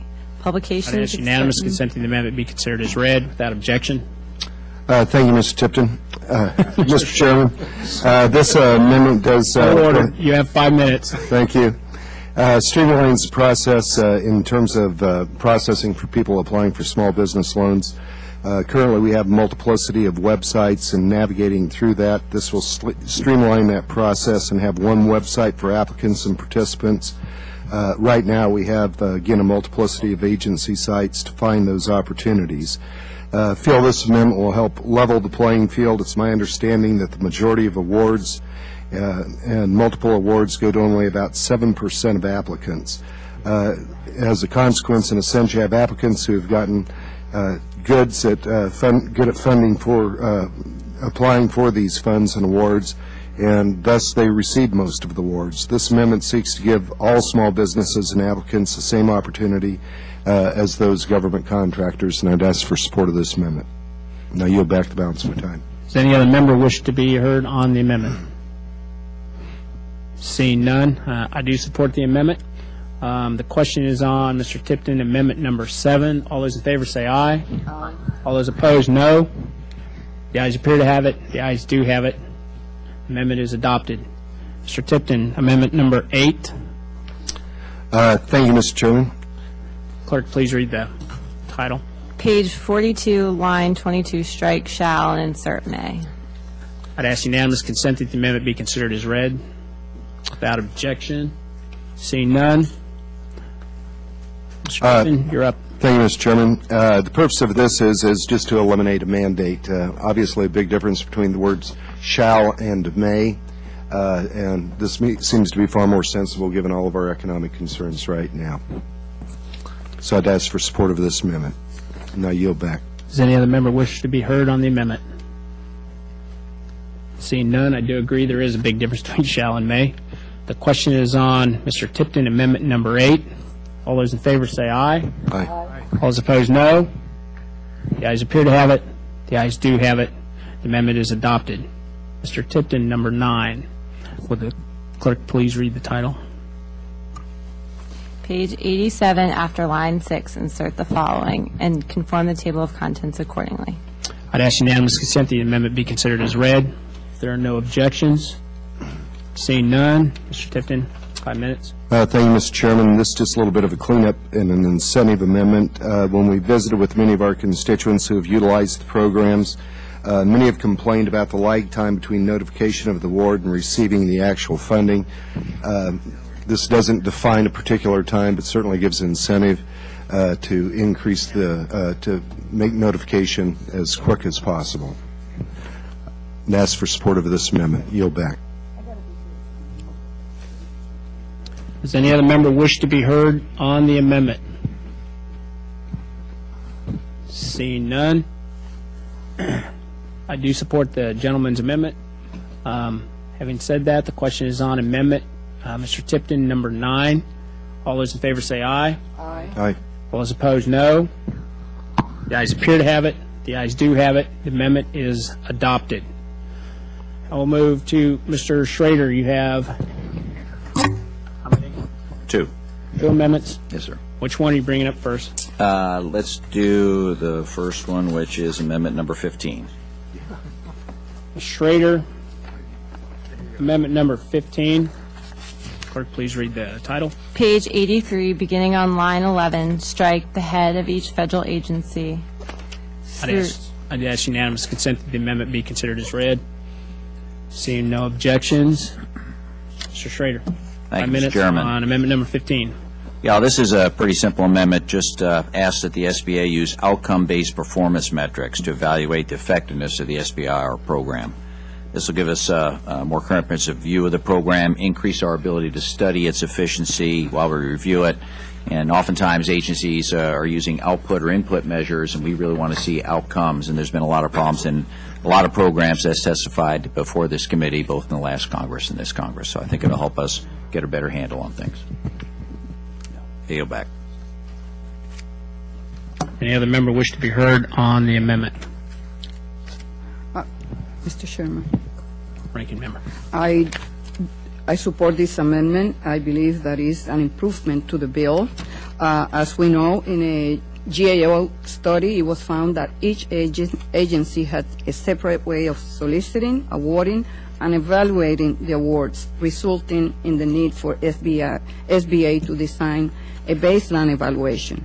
Each agency runs its own program according to the different nature of the research it funds. However, there are still similar factors. For example, factors similar to all agencies are levels of sales and developmental funding, licensing arrangement, completing marketing efforts, and job creation. And I believe that this is a straightforward amendment that will bring more transparency to the legislation that is before us. Any other members wish to be heard on the amendment? Seeing none, I'm afraid I can't support the amendment by Mr. Schrader, number 15. Having said that, the question is on the amendment. Mr. Schrader, number 15. All those in favor say aye. Aye. All those opposed, no. Noes appear to have it. Recorded vote. A recorded vote has been requested. Second. Mr. Chairman, may I ask a question? Do you know that the GAO report recommended a standardized metric system, and this is exactly what this amendment is doing? And so if we want to rule out abuse and fraud, this is the way to do it. It's quite simple. I yield back. There being a sufficient second, a recorded vote is ordered pursuant to Committee Rule 10 for the proceedings on the amendment are postponed. Schrader, you have Number 17, sir. number 17. Clerk, please read the. Page 87, after line 6, insert the following and conform the table of contents accordingly. Inspector General report. I'd ask unanimous consent that the amendment be considered as read. Seeing no objections. Mr. Schrader. Thank you, Mr. Chairman. This amendment is pretty straightforward also. We must ensure that concrete steps are taken to combat waste, fraud, and abuse. We've seen the negative implications in this committee, most notably in the Hub Zone program. So fraud, if it's committed, our scarce dollars become lost. Americans lose faith in our American government and the programs. This amendment promotes transparency to monitor efforts to combat fraud while also reporting on how much we're spending and recovering from those efforts. I believe that we have to do a cost-benefit analysis and really understand what's going on out there. I believe this is a very sensible amendment and would urge my colleagues to adopt it. I yield back. Does any other member wish to be heard? Yes, Mr. Member. Mr. Chairman, we like to issue press releases talking about how we are committed to protect taxpayers' money. And this is exactly what this amendment does. There has been various documented instances of fraud, waste, and abuse in the SBIR program. For example, a recent NASA investigation revealed that in 2008 alone, the agency had paid out an estimated $2.7 million in unallowable and unsupported costs. Under the program, businesses are not allowed to receive grants for the same projects from different agencies. Yet, there are numerous accounts of duplicative funding. Again, specifically, the IG NASA found that there was $28.8 million in potential instances of duplicate awards and duplicate deliverables. There has been no convictions of those businesses who have engaged in fraudulent practices. So I ask my colleagues to support Mr. Schrader's amendment. Any other members wish to be heard on the amendment? Seeing none, I want to thank the gentleman for his amendment. I do support the provision. It's going to ensure funds in this program are used for their designated purposes. I'd urge my colleagues to do the same. The question is on Mr. Schrader, amendment number 17. All those in favor say aye. Aye. All those opposed, no. The ayes appear to have it. The ayes do have it. The amendment is adopted. Ranking member, you want to go ahead and take yours? Mr. Chairman, I have an amendment at the desk, and it's number 1. Clerk, please read the title. Velazquez Amendment number 1. Beginning on page 69, line 3, strike section 310.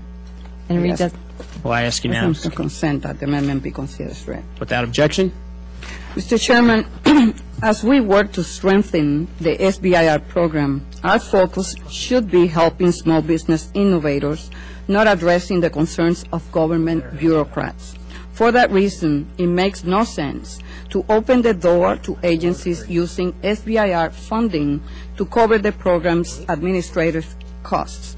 I find it particularly confusing that we would allow agencies to draw from SBIR funding, yet this funding will in no way reduce the deficit.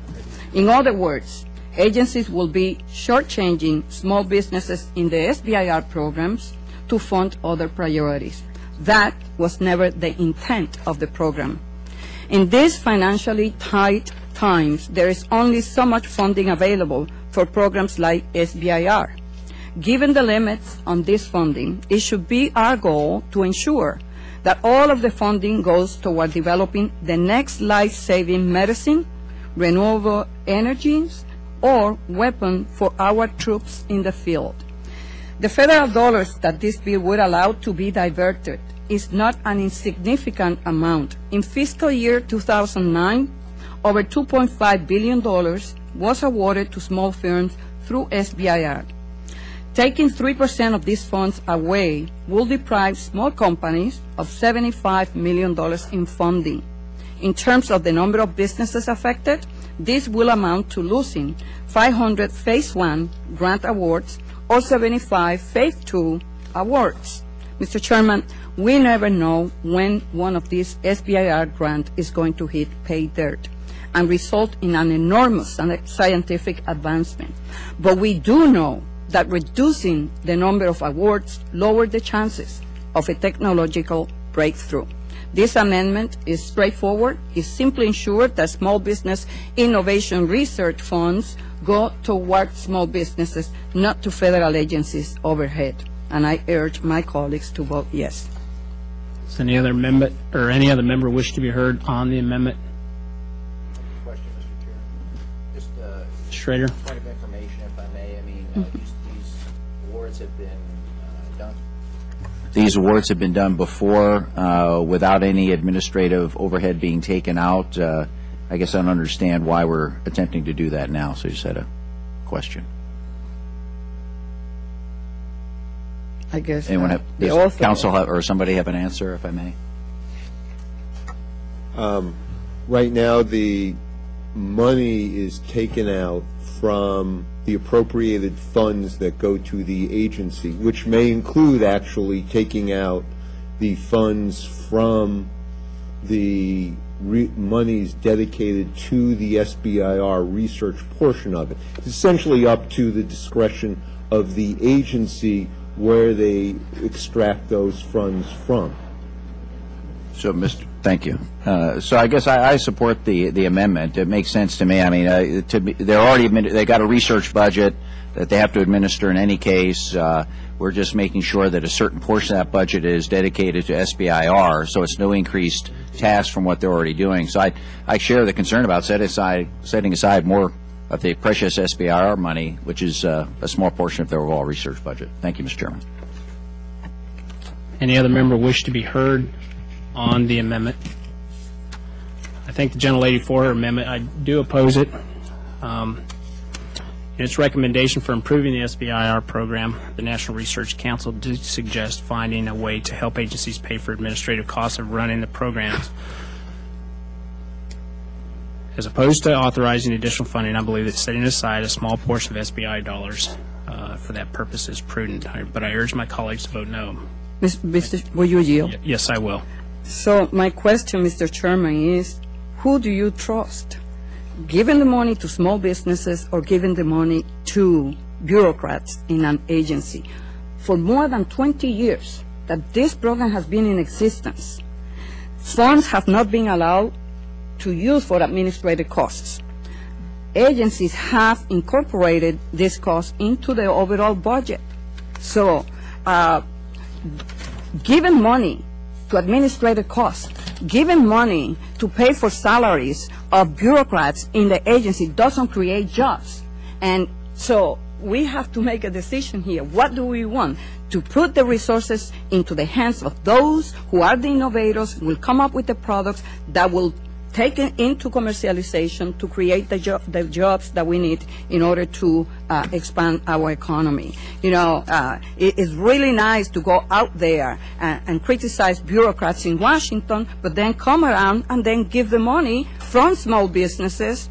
And as a result of this economic crisis and the lending that we saw, you know, small businesses are still out there struggling, waiting to access affordable capital. And here we are again robbing from Paul to pay Peter, and taking money away that should go, and that is the intent of the law. For 20 years, that has been the case. We never, and that is not the mission or the intent of the legislation as it has been. So I ask for my colleagues to support this legislation, this amendment. The question is on the Velasquez Amendment number 1. All those in favor say aye. Aye. All those opposed, no. No. Noes appear to have it. And those do have it. I ask for a recorded vote. Mr. A recorded Chairman. vote has been requested on the question of agreeing to the amendment number 1 offered by Ms. Velazquez. Is there a sufficient second? There is. The recorded vote is ordered pursuant to Committee Rule number 10. Further proceedings on the amendment shall be postponed. Next amendment is number 3.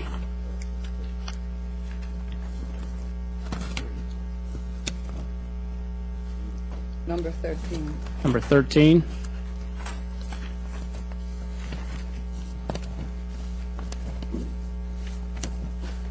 Where is it?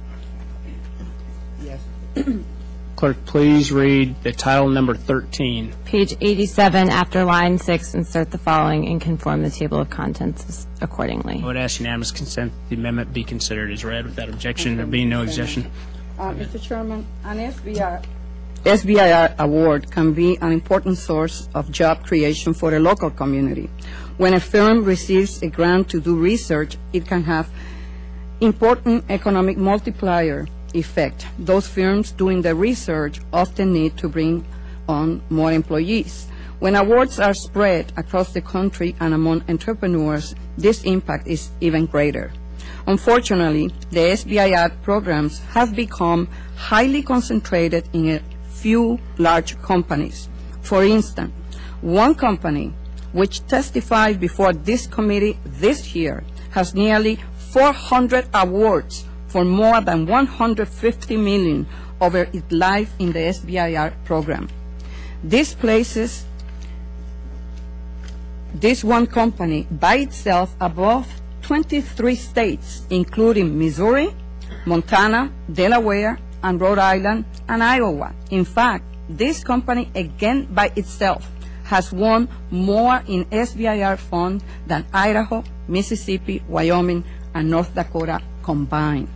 In 2009 alone, it won 39 awards for $16 million. This is more awards than the total won by 9 states and territories. It is also more than the state of Missouri, who got $14 million, Tennessee, $13 million, Louisiana, $3 million, South Carolina, $11 million, won by themselves. This problem is not confined to just one company. There are many examples of such concentration. This is occurring because a few enterprising individuals have become experts at one thing, winning SBIR awards. This is inconsistent with the program's intent, which was created to spur research and development with the potential for commercialization, not become a main source of revenue for multinational contract research firms. To address this problem and create more opportunity for the type of small businesses Congress had in mind when it created the program, my amendment will establish limits on how many awards a small business could win in a given year.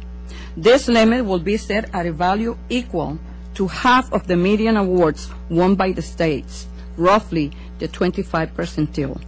In practical terms, this will mean that a company could not win more than 25 awards worth more than $9.2 million during this fiscal year. This level is still quite high, but reasonable, given that it will be the first limit imposed on program awards.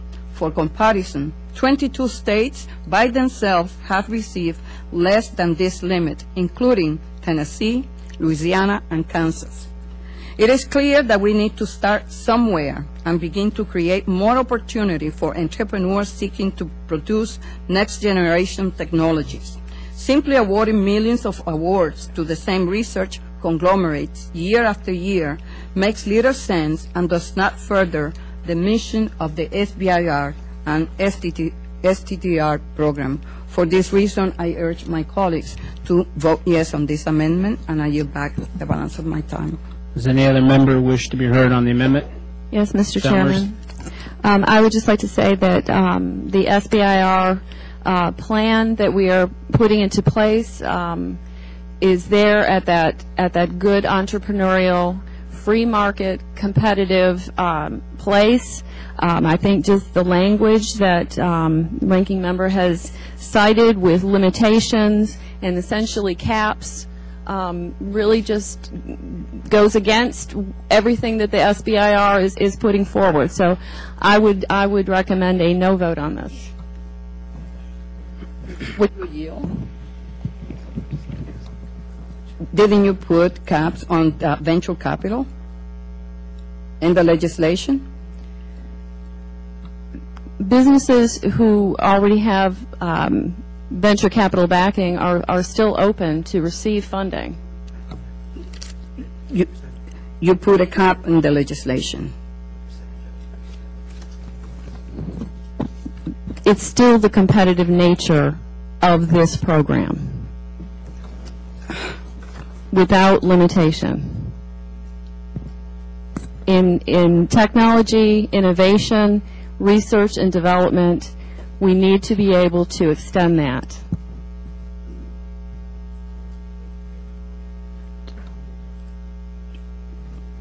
Do any other member wish to be heard?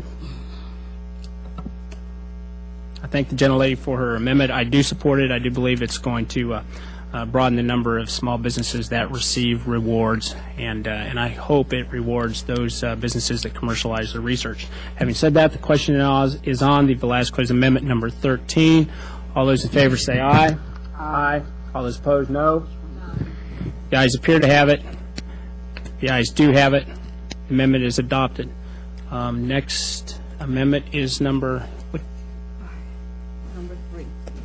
3. Clerk, please read the title, Velazquez Amendment number 3. Beginning on page 25, line 8, strike section. Unanimous consent that the amendment be considered as read. Without objection, so ordered. Ms. Velazquez. Thank you, Mr. Chairman. Mr. Chairman, every year it becomes more expensive to not only develop a new product, but successfully bring it to market. According to the National Science Foundation, for the last 2 decades, the amount spent on research and development of medicines has more than tripled from $5.5 billion to $17 billion. Industry groups in the pharmaceutical industry suggest the numbers are even higher, citing a 6-fold increase in research costs. Rising costs for developing products are not limited to the pharmaceutical industry. Developing new crop protection products has become 40% more expensive in recent years. As businesses look to more products from the drawing board to the marketplace, they need flexibility in determining what works best for them.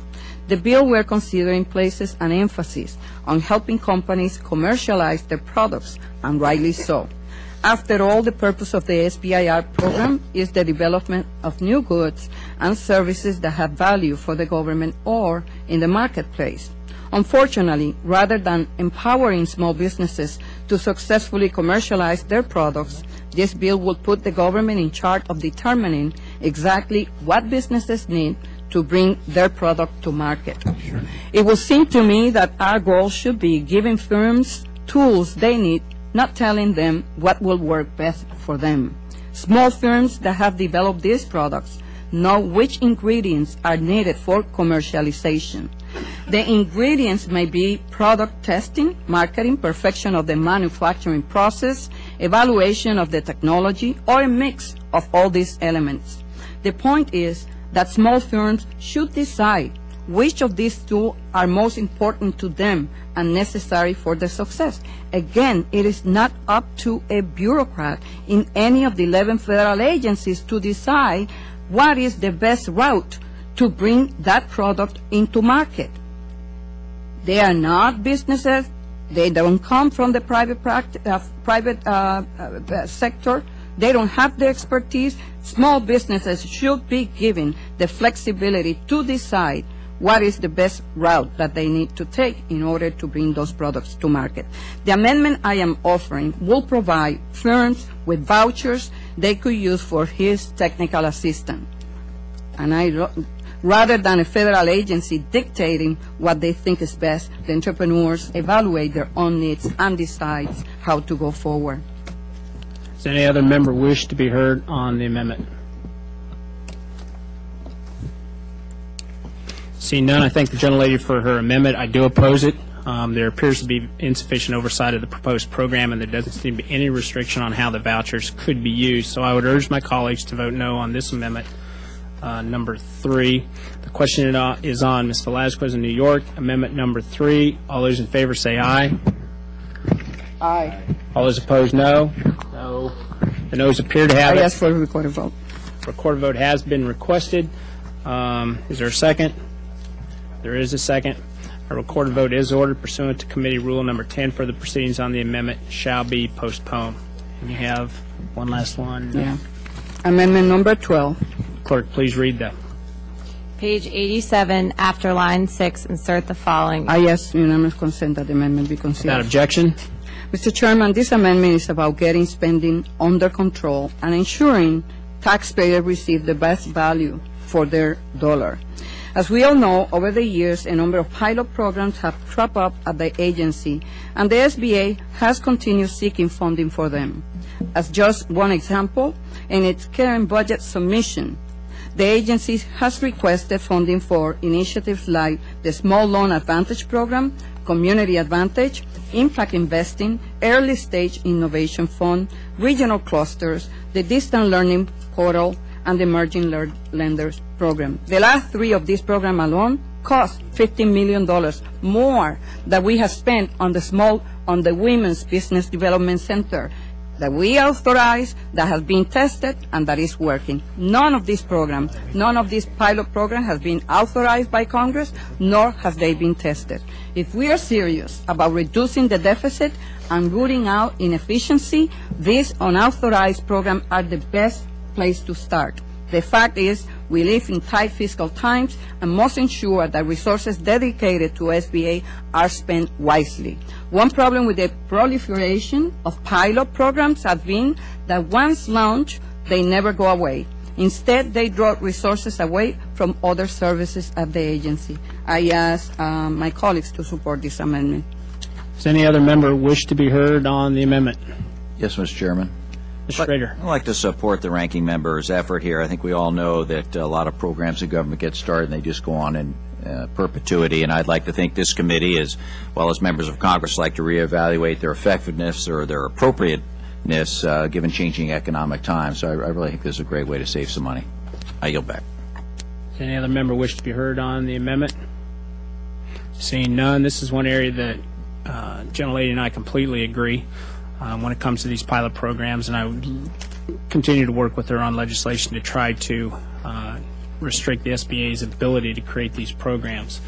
So I'd urge my colleagues to support the amendment. The question is on the Velazquez amendment number 12. All those in favor say aye. Aye. All those opposed, no. The ayes appear to have it. The ayes do have it. The amendment is adopted. Mr. King. Yes, thank you, Mr. Chairman. I have an amendment that is designated as a King Amendment. King Amendment. Clerk, please read the title. Beginning on page 86, line 9, strike section 504. Ask unanimous consent that the amendment be considered as read. Seeing no objections, considered as read. Mr. King, you have 5 minutes. It's being passed out right now. Okay, thank you, Mr. Chairman. I recognize this has been a long markup, and I appreciate your attention to that, members of the committee. And I'll keep this brief for that reason. This amendment strikes a new section that was put into the bill in the Science Committee, and this new section currently requires federal agencies to encourage applicants under the SBIR and STTR by small business concerns that are set by these priorities, located in underrepresented geographical areas, owned by women, owned by veterans, owned by minorities, and located within areas with high unemployment. And I have long made the case in this committee and in other committees that free enterprise is going to thrive if it is required to compete. And I just believe that this is an unnecessary section that's been introduced in the Science Committee, and it sets up a built-in preference which I oppose. And as I say, it's unnecessary, and I'd urge the adoption of this amendment. I yield back the balance of my time. Does any other member wish to be heard on the amendment? Mr. Chairman, Thank you, member. I I would like to be heard on this amendment. You know, this is so ill-advised. At a time, people want to negate the trends that are happening in America. You know, we want to be able to help this economy and our nation to be competitive globally. And so what the language says here is federal agencies shall encourage applications under the SBIR. It doesn't establish any preference. And so I will ask my colleagues to oppose this ill-advised amendment. That's all right. Mr. Richmond? Mr. Chairman, I was just going to really pose the question back that, is there a preference or something? I'm missing it. As I read it, it said federal agencies shall encourage applications. And I think that in areas where you see a lack of applications and a lack of participation, then it would be advisable to go out and encourage them to submit. They have to go through the same competitive process to win an award. But I think that this fosters more competition and it just encourages more people to participate. And I think that that's something that we have consistently done in this country, is to identify areas where there are shortages based on a number of areas. And maybe the gentleman will care to expand, but as I see it, it's just something encouraging more people to participate, just like we do in a number of other areas. So I'll yield at that point, Mr. Chairman. Any other members wish to be heard?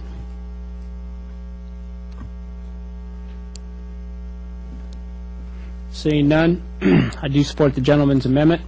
The question is on the King Amendment, number 1. All those in favor say aye. Aye. All those opposed, no. The ayes appear to have it. We ask for a recorded vote. A recorded vote has been requested. On the question of Mr. King Amendment number 1, is there a second? There is. There being a sufficient second, a recorded vote is ordered pursuant to Committee Rule 10. Further proceedings on the amendment will be postponed. Are there any other amendments this time? Seeing none, the question now occurs. Give me the list. And we have, just for clarification, we have 1, 2, 3, 4, 5, 6, 7. Yeah. 1, 2, 3, 4, 5, 6, 7, 8, 9, 10 Mr. Chairman, amendments. Yes. I have a question. We told the members, you told the members that the votes will be rolled. And can we just recess and send a note to the members that we are about to vote on this legislation? They are in other committees marking up legislation. And we can, I don't have a problem just recessing here for about 5 minutes, but get them in here. Well, just get them in here just as quick as you can. Committee will stay in recess for 5 minutes.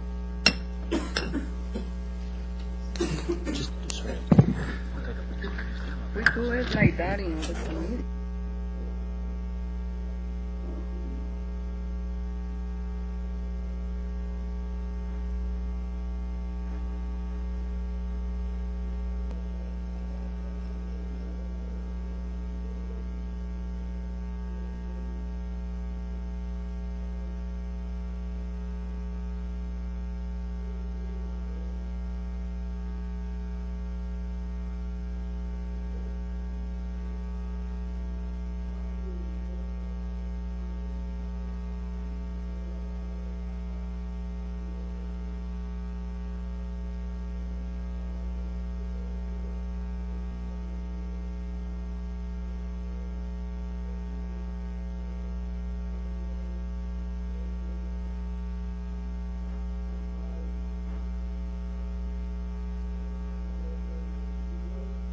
Same thing, and that's both sides. I think I showed that today.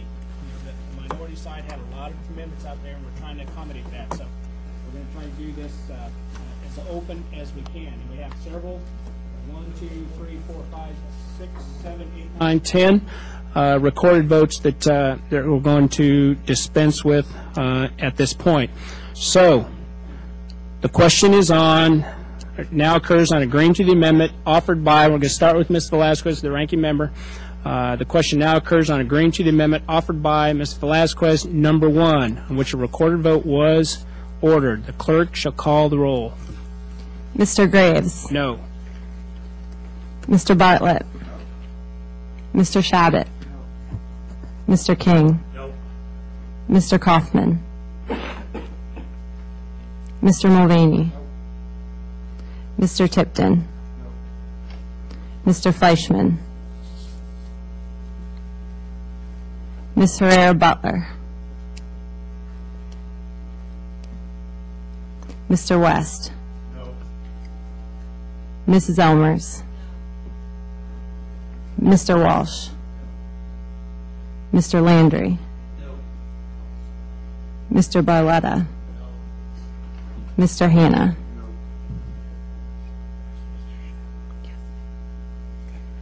Ms. Velazquez. Aye. Mr. Schrader. Yes. Mr. Kritz. Mr. Altmeyer. Aye. Ms. Clark. Ms. Chu. Mr. Cicilline. Mr. Richmond. Mr. Peters. Mr. Keating. Mr. Owens.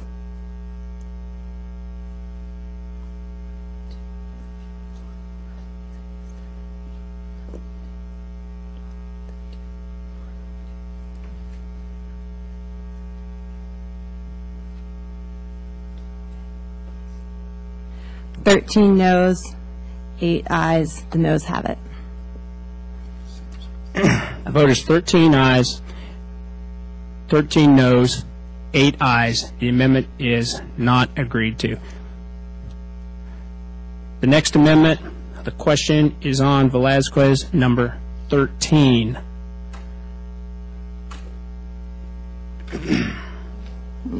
In which a recorded vote was ordered. Right. Will the clerk please call the roll? Velazquez, amendment number 3. Is it number 3? Mm-hmm.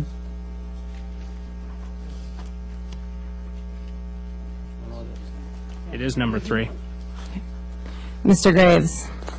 Let's make sure that we know where everybody is. This is on Velazquez amendment number 3, which a recorded vote was recorded.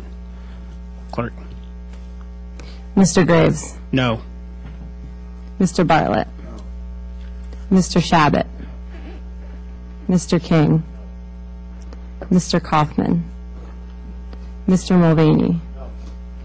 Mr. Tipton. Mr. Fleischman. Ms. Herrera Butler. Mr. West. Mrs. Elmers. Mr. Walsh. Mr. Landry. Mr. Barletta. Mr. Hanna. Mr. Hanna. Ms. Velazquez. Aye. Mr. Schrader. Mr. Kritz. Mr. Altmeyer. Ms. Clark. Ms. Chu. Mr. Cicilline. Mr. Richmond. Mr. Peters. Mr. Keating. Mr. Owens.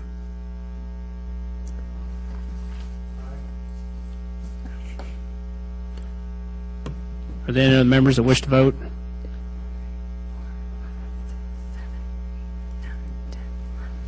What's the total?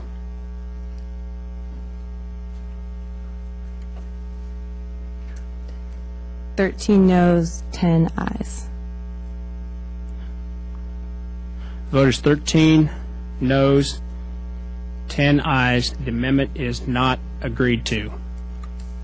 Question now occurs on agreeing to the amendment offered by Mr. King of Iowa, in which a recorded vote was ordered.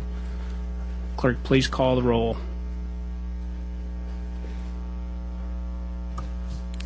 Mr. Graves. Yes. Mr. Bartlett. Mr. Shabbat. Mr. King. Mr. Kaufman. Mr. Mulvaney. Mr. Tipton, Mr. Fleischman, Ms. Herrera-Butler, Mr. West, Mrs. Elmers, Mr. Walsh, Mr. Landry, Mr. Barletta, Mr. Hanna, Ms. Velasquez, No. Mr. Schrader, Mr. Kritz, Mr. Altmeyer, Ms. Clark, Ms. Chu, Mr. Cicilline, Mr. Richmond, Mr. Peters, Mr. Keating, Mr. Owens,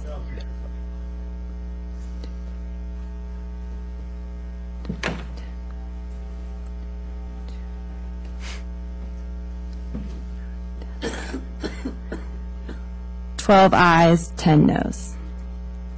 What was the noes? The noes 10. And 12. Wait. 12 Recount. ayes. Hold on. 1, 2, 3, 4, 5, 6, 7, 8, 9, 10. Verify the roll. Okay, recalling the roll. Call the roll. Mr. Graves, Aye. Mr. Bartlett, Mr. Shabbat, Mr. King, Mr. Kaufman, Mr. Mulvaney, Mr. Tipton, Mr. Fleischman, Ms. Herrera-Butler, Mr. West, Mrs. Elmers, Mr. Walsh, Mr. Landry, Mr. Barletta, Mr. Hanna, Ms. Velasquez, No. Mr. Schrader, Mr. Kritz, Mr. Altmeyer, Ms. Clark, Ms. Chu, Mr. Cicilline, Mr. Richmond, Mr. Peters, Mr. Keating, Mr. Owens. Does any other members wish to vote? Herrera-Butler. Herrera-Butler votes aye.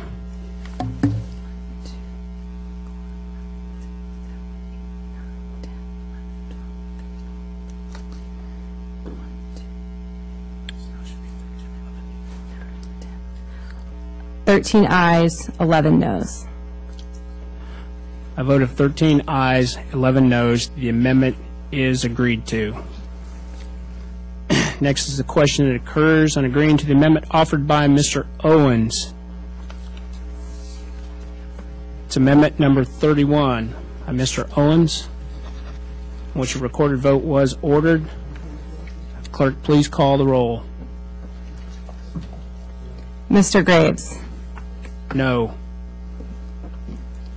Mr. Bartlett, Mr. Shabbat, Mr. King. Present. Which one is that? Mr. Kaufman, 31. Mr. Mulvaney, Mr. Tipton, Mr. Fleischman,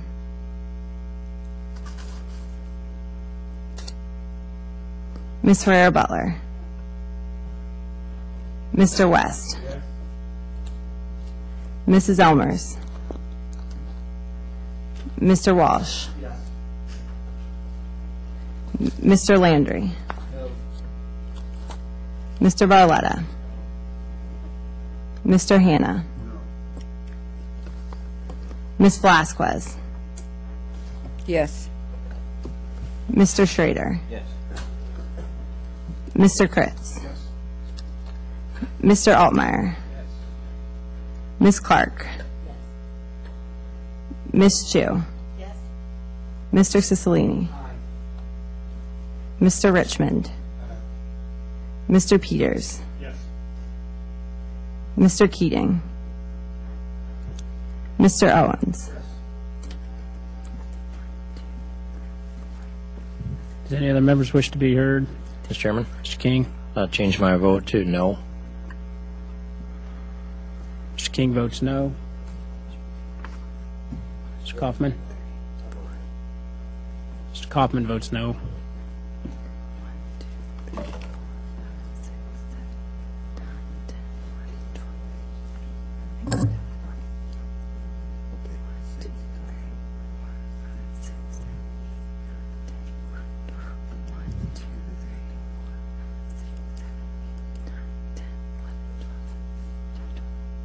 Uh, 12 ayes, 12 noes. By a vote of 12 ayes, 12 noes, the amendment fails. The amendment is not agreed to.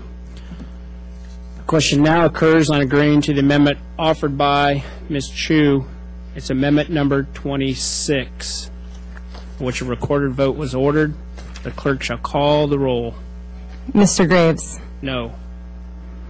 Mr. Bartlett, Mr. Shabbat, Mr. King, Mr. Kaufman, Mr. Mulvaney, Mr. Tipton, Mr. Fleischman, Ms. Herrera-Butler, Mr. West, Mrs. Elmers, Mr. Walsh, Mr. Landry, Mr. Barletta, Mr. Hanna, Ms. Velasquez, Mr. Schrader, Mr. Kritz, Mr. Altmeyer, Ms. Clark, Ms. Chu, Mr. Cicilline, Mr. Richmond, Mr. Peters, Mr. Keating, Mr. Owens,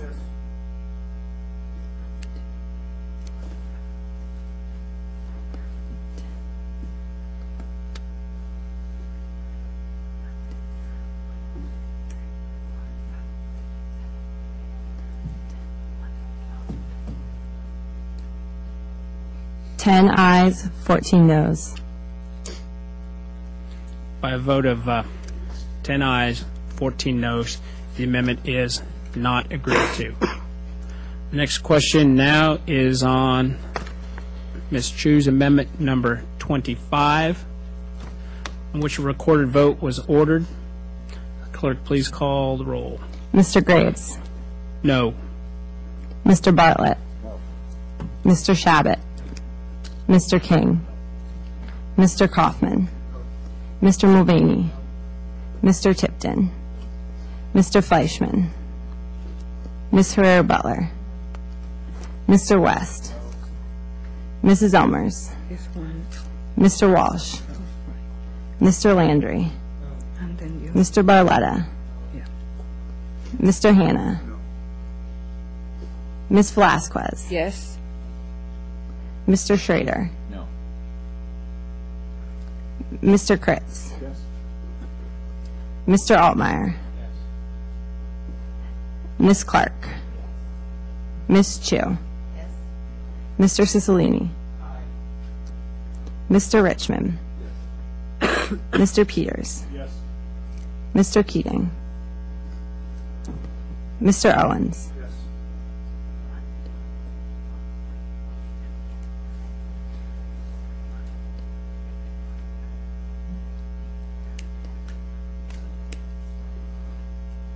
Nine ayes, 15 noes. By a vote of 9 ayes, 15 noes, the amendment is not agreed to. The question now occurs on the amendment offered by Mr. Cicilline, amendment number 9, which a recorded vote was ordered. Clerk, please call the roll. Mr. Graves, No. Mr. Bartlett, Mr. Shabbat, Mr. King, Mr. Kaufman, Mr. Mulvaney, Mr. Tipton, Mr. Fleischman, Ms. Herrera-Butler, Mr. West, Mrs. Elmers, Mr. Walsh, Mr. Landry, Mr. Barletta? Mr. Hannah? Ms. Velasquez? Yes. Mr. Schrader? No. Mr. Kritz? Mr. Altmeyer? Ms. Clark? Ms. Chu? Mr. Cicilline? Mr. Richmond? Mr. Peters? Mr. Keating? Mr. Owens?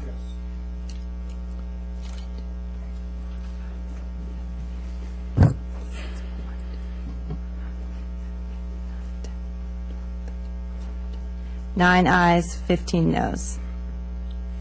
By a vote of 9 ayes, 15 noes, Cicilline Amendment Number 9 is not agreed to. The next question now occurs on Mr. Cicilline Amendment Number 11, on which a recorded vote was ordered. The clerk call the roll. Mr. Graves? No. Mr. Bartlett? Mr. Shabbat? Mr. King? Mr. Kaufman? Mr. Mulvaney? Mr. Tipton? Mr. Fleischman? Ms. Ferrer-Butler? Mr. West? Mrs. Elmers? Mr. Walsh? Mr. Landry? Mr. Barletta? Mr. Hannah? Ms. Velasquez? Yes. Mr. Schrader? Number 11. Mr. Kritz? Mr. Altmeyer? Ms. Clark? Ms. Chu? Mr. Cicilline? Mr. Richmond? Mr. Peters? Mr. Keating? Mr. Owens?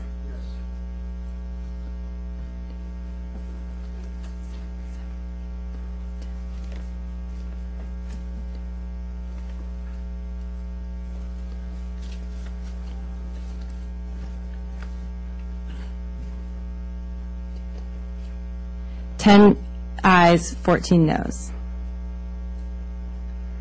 By a vote of 10 ayes, 14 noes, the amendment, Mr. Cicilline Number 11, is not agreed to. The question now occurs on agreeing to the amendment, Mr. Kritz Number 15, by which a recorded vote was ordered. Clerk, please call the roll. Mr. Graves? No. Mr. Bartlett? Mr. Shabbat? Mr. King? Mr. Kaufman? Mr. Mulvaney? Mr. Tipton? Mr. Fleischman? Ms. Ferrer-Butler? Mr. West? Mrs. Elmers? Mr. Walsh? Mr. Landry? Mr. Barletta? Mr. Hannah? Ms. Velasquez? Yes. Mr. Schrader? Mr. Kritz? Mr. Altmeyer? Ms. Clark? Ms. Chu? Mr. Cicilline? Mr. Richmond? Mr. Peters? Mr. Keating? Mr. Owens? The committee print? It's called a print, not a substitute.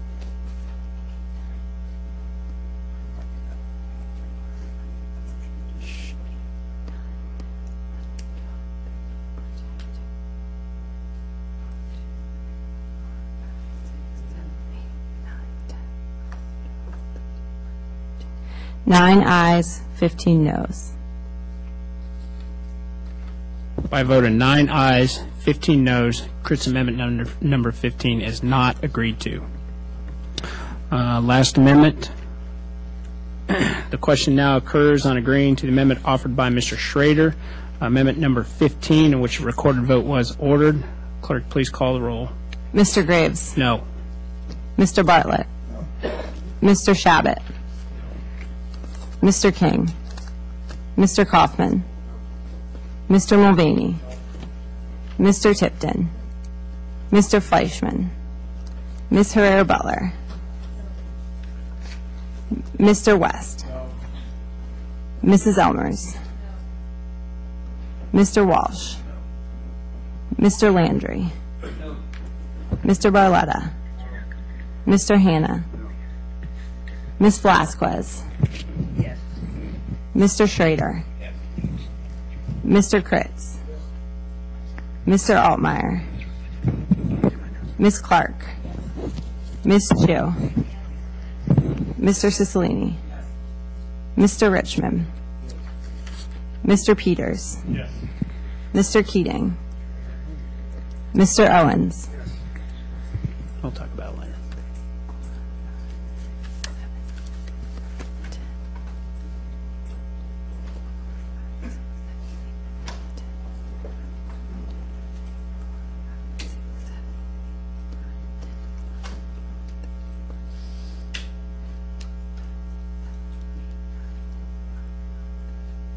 Ten ayes, 14 noes.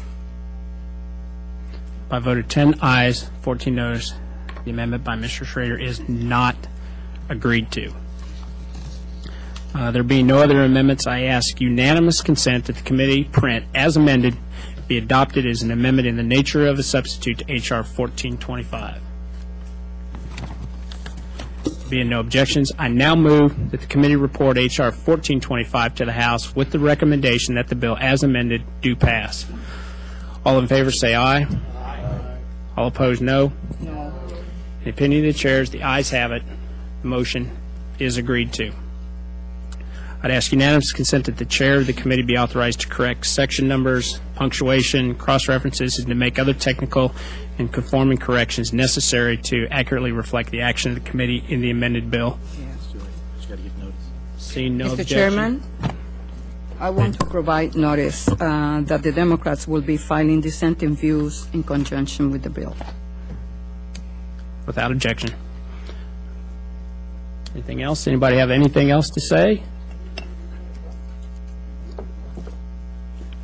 No. No one asked for it. I just missed it. That's all right. Nothing else? With that, the markup's adjourned.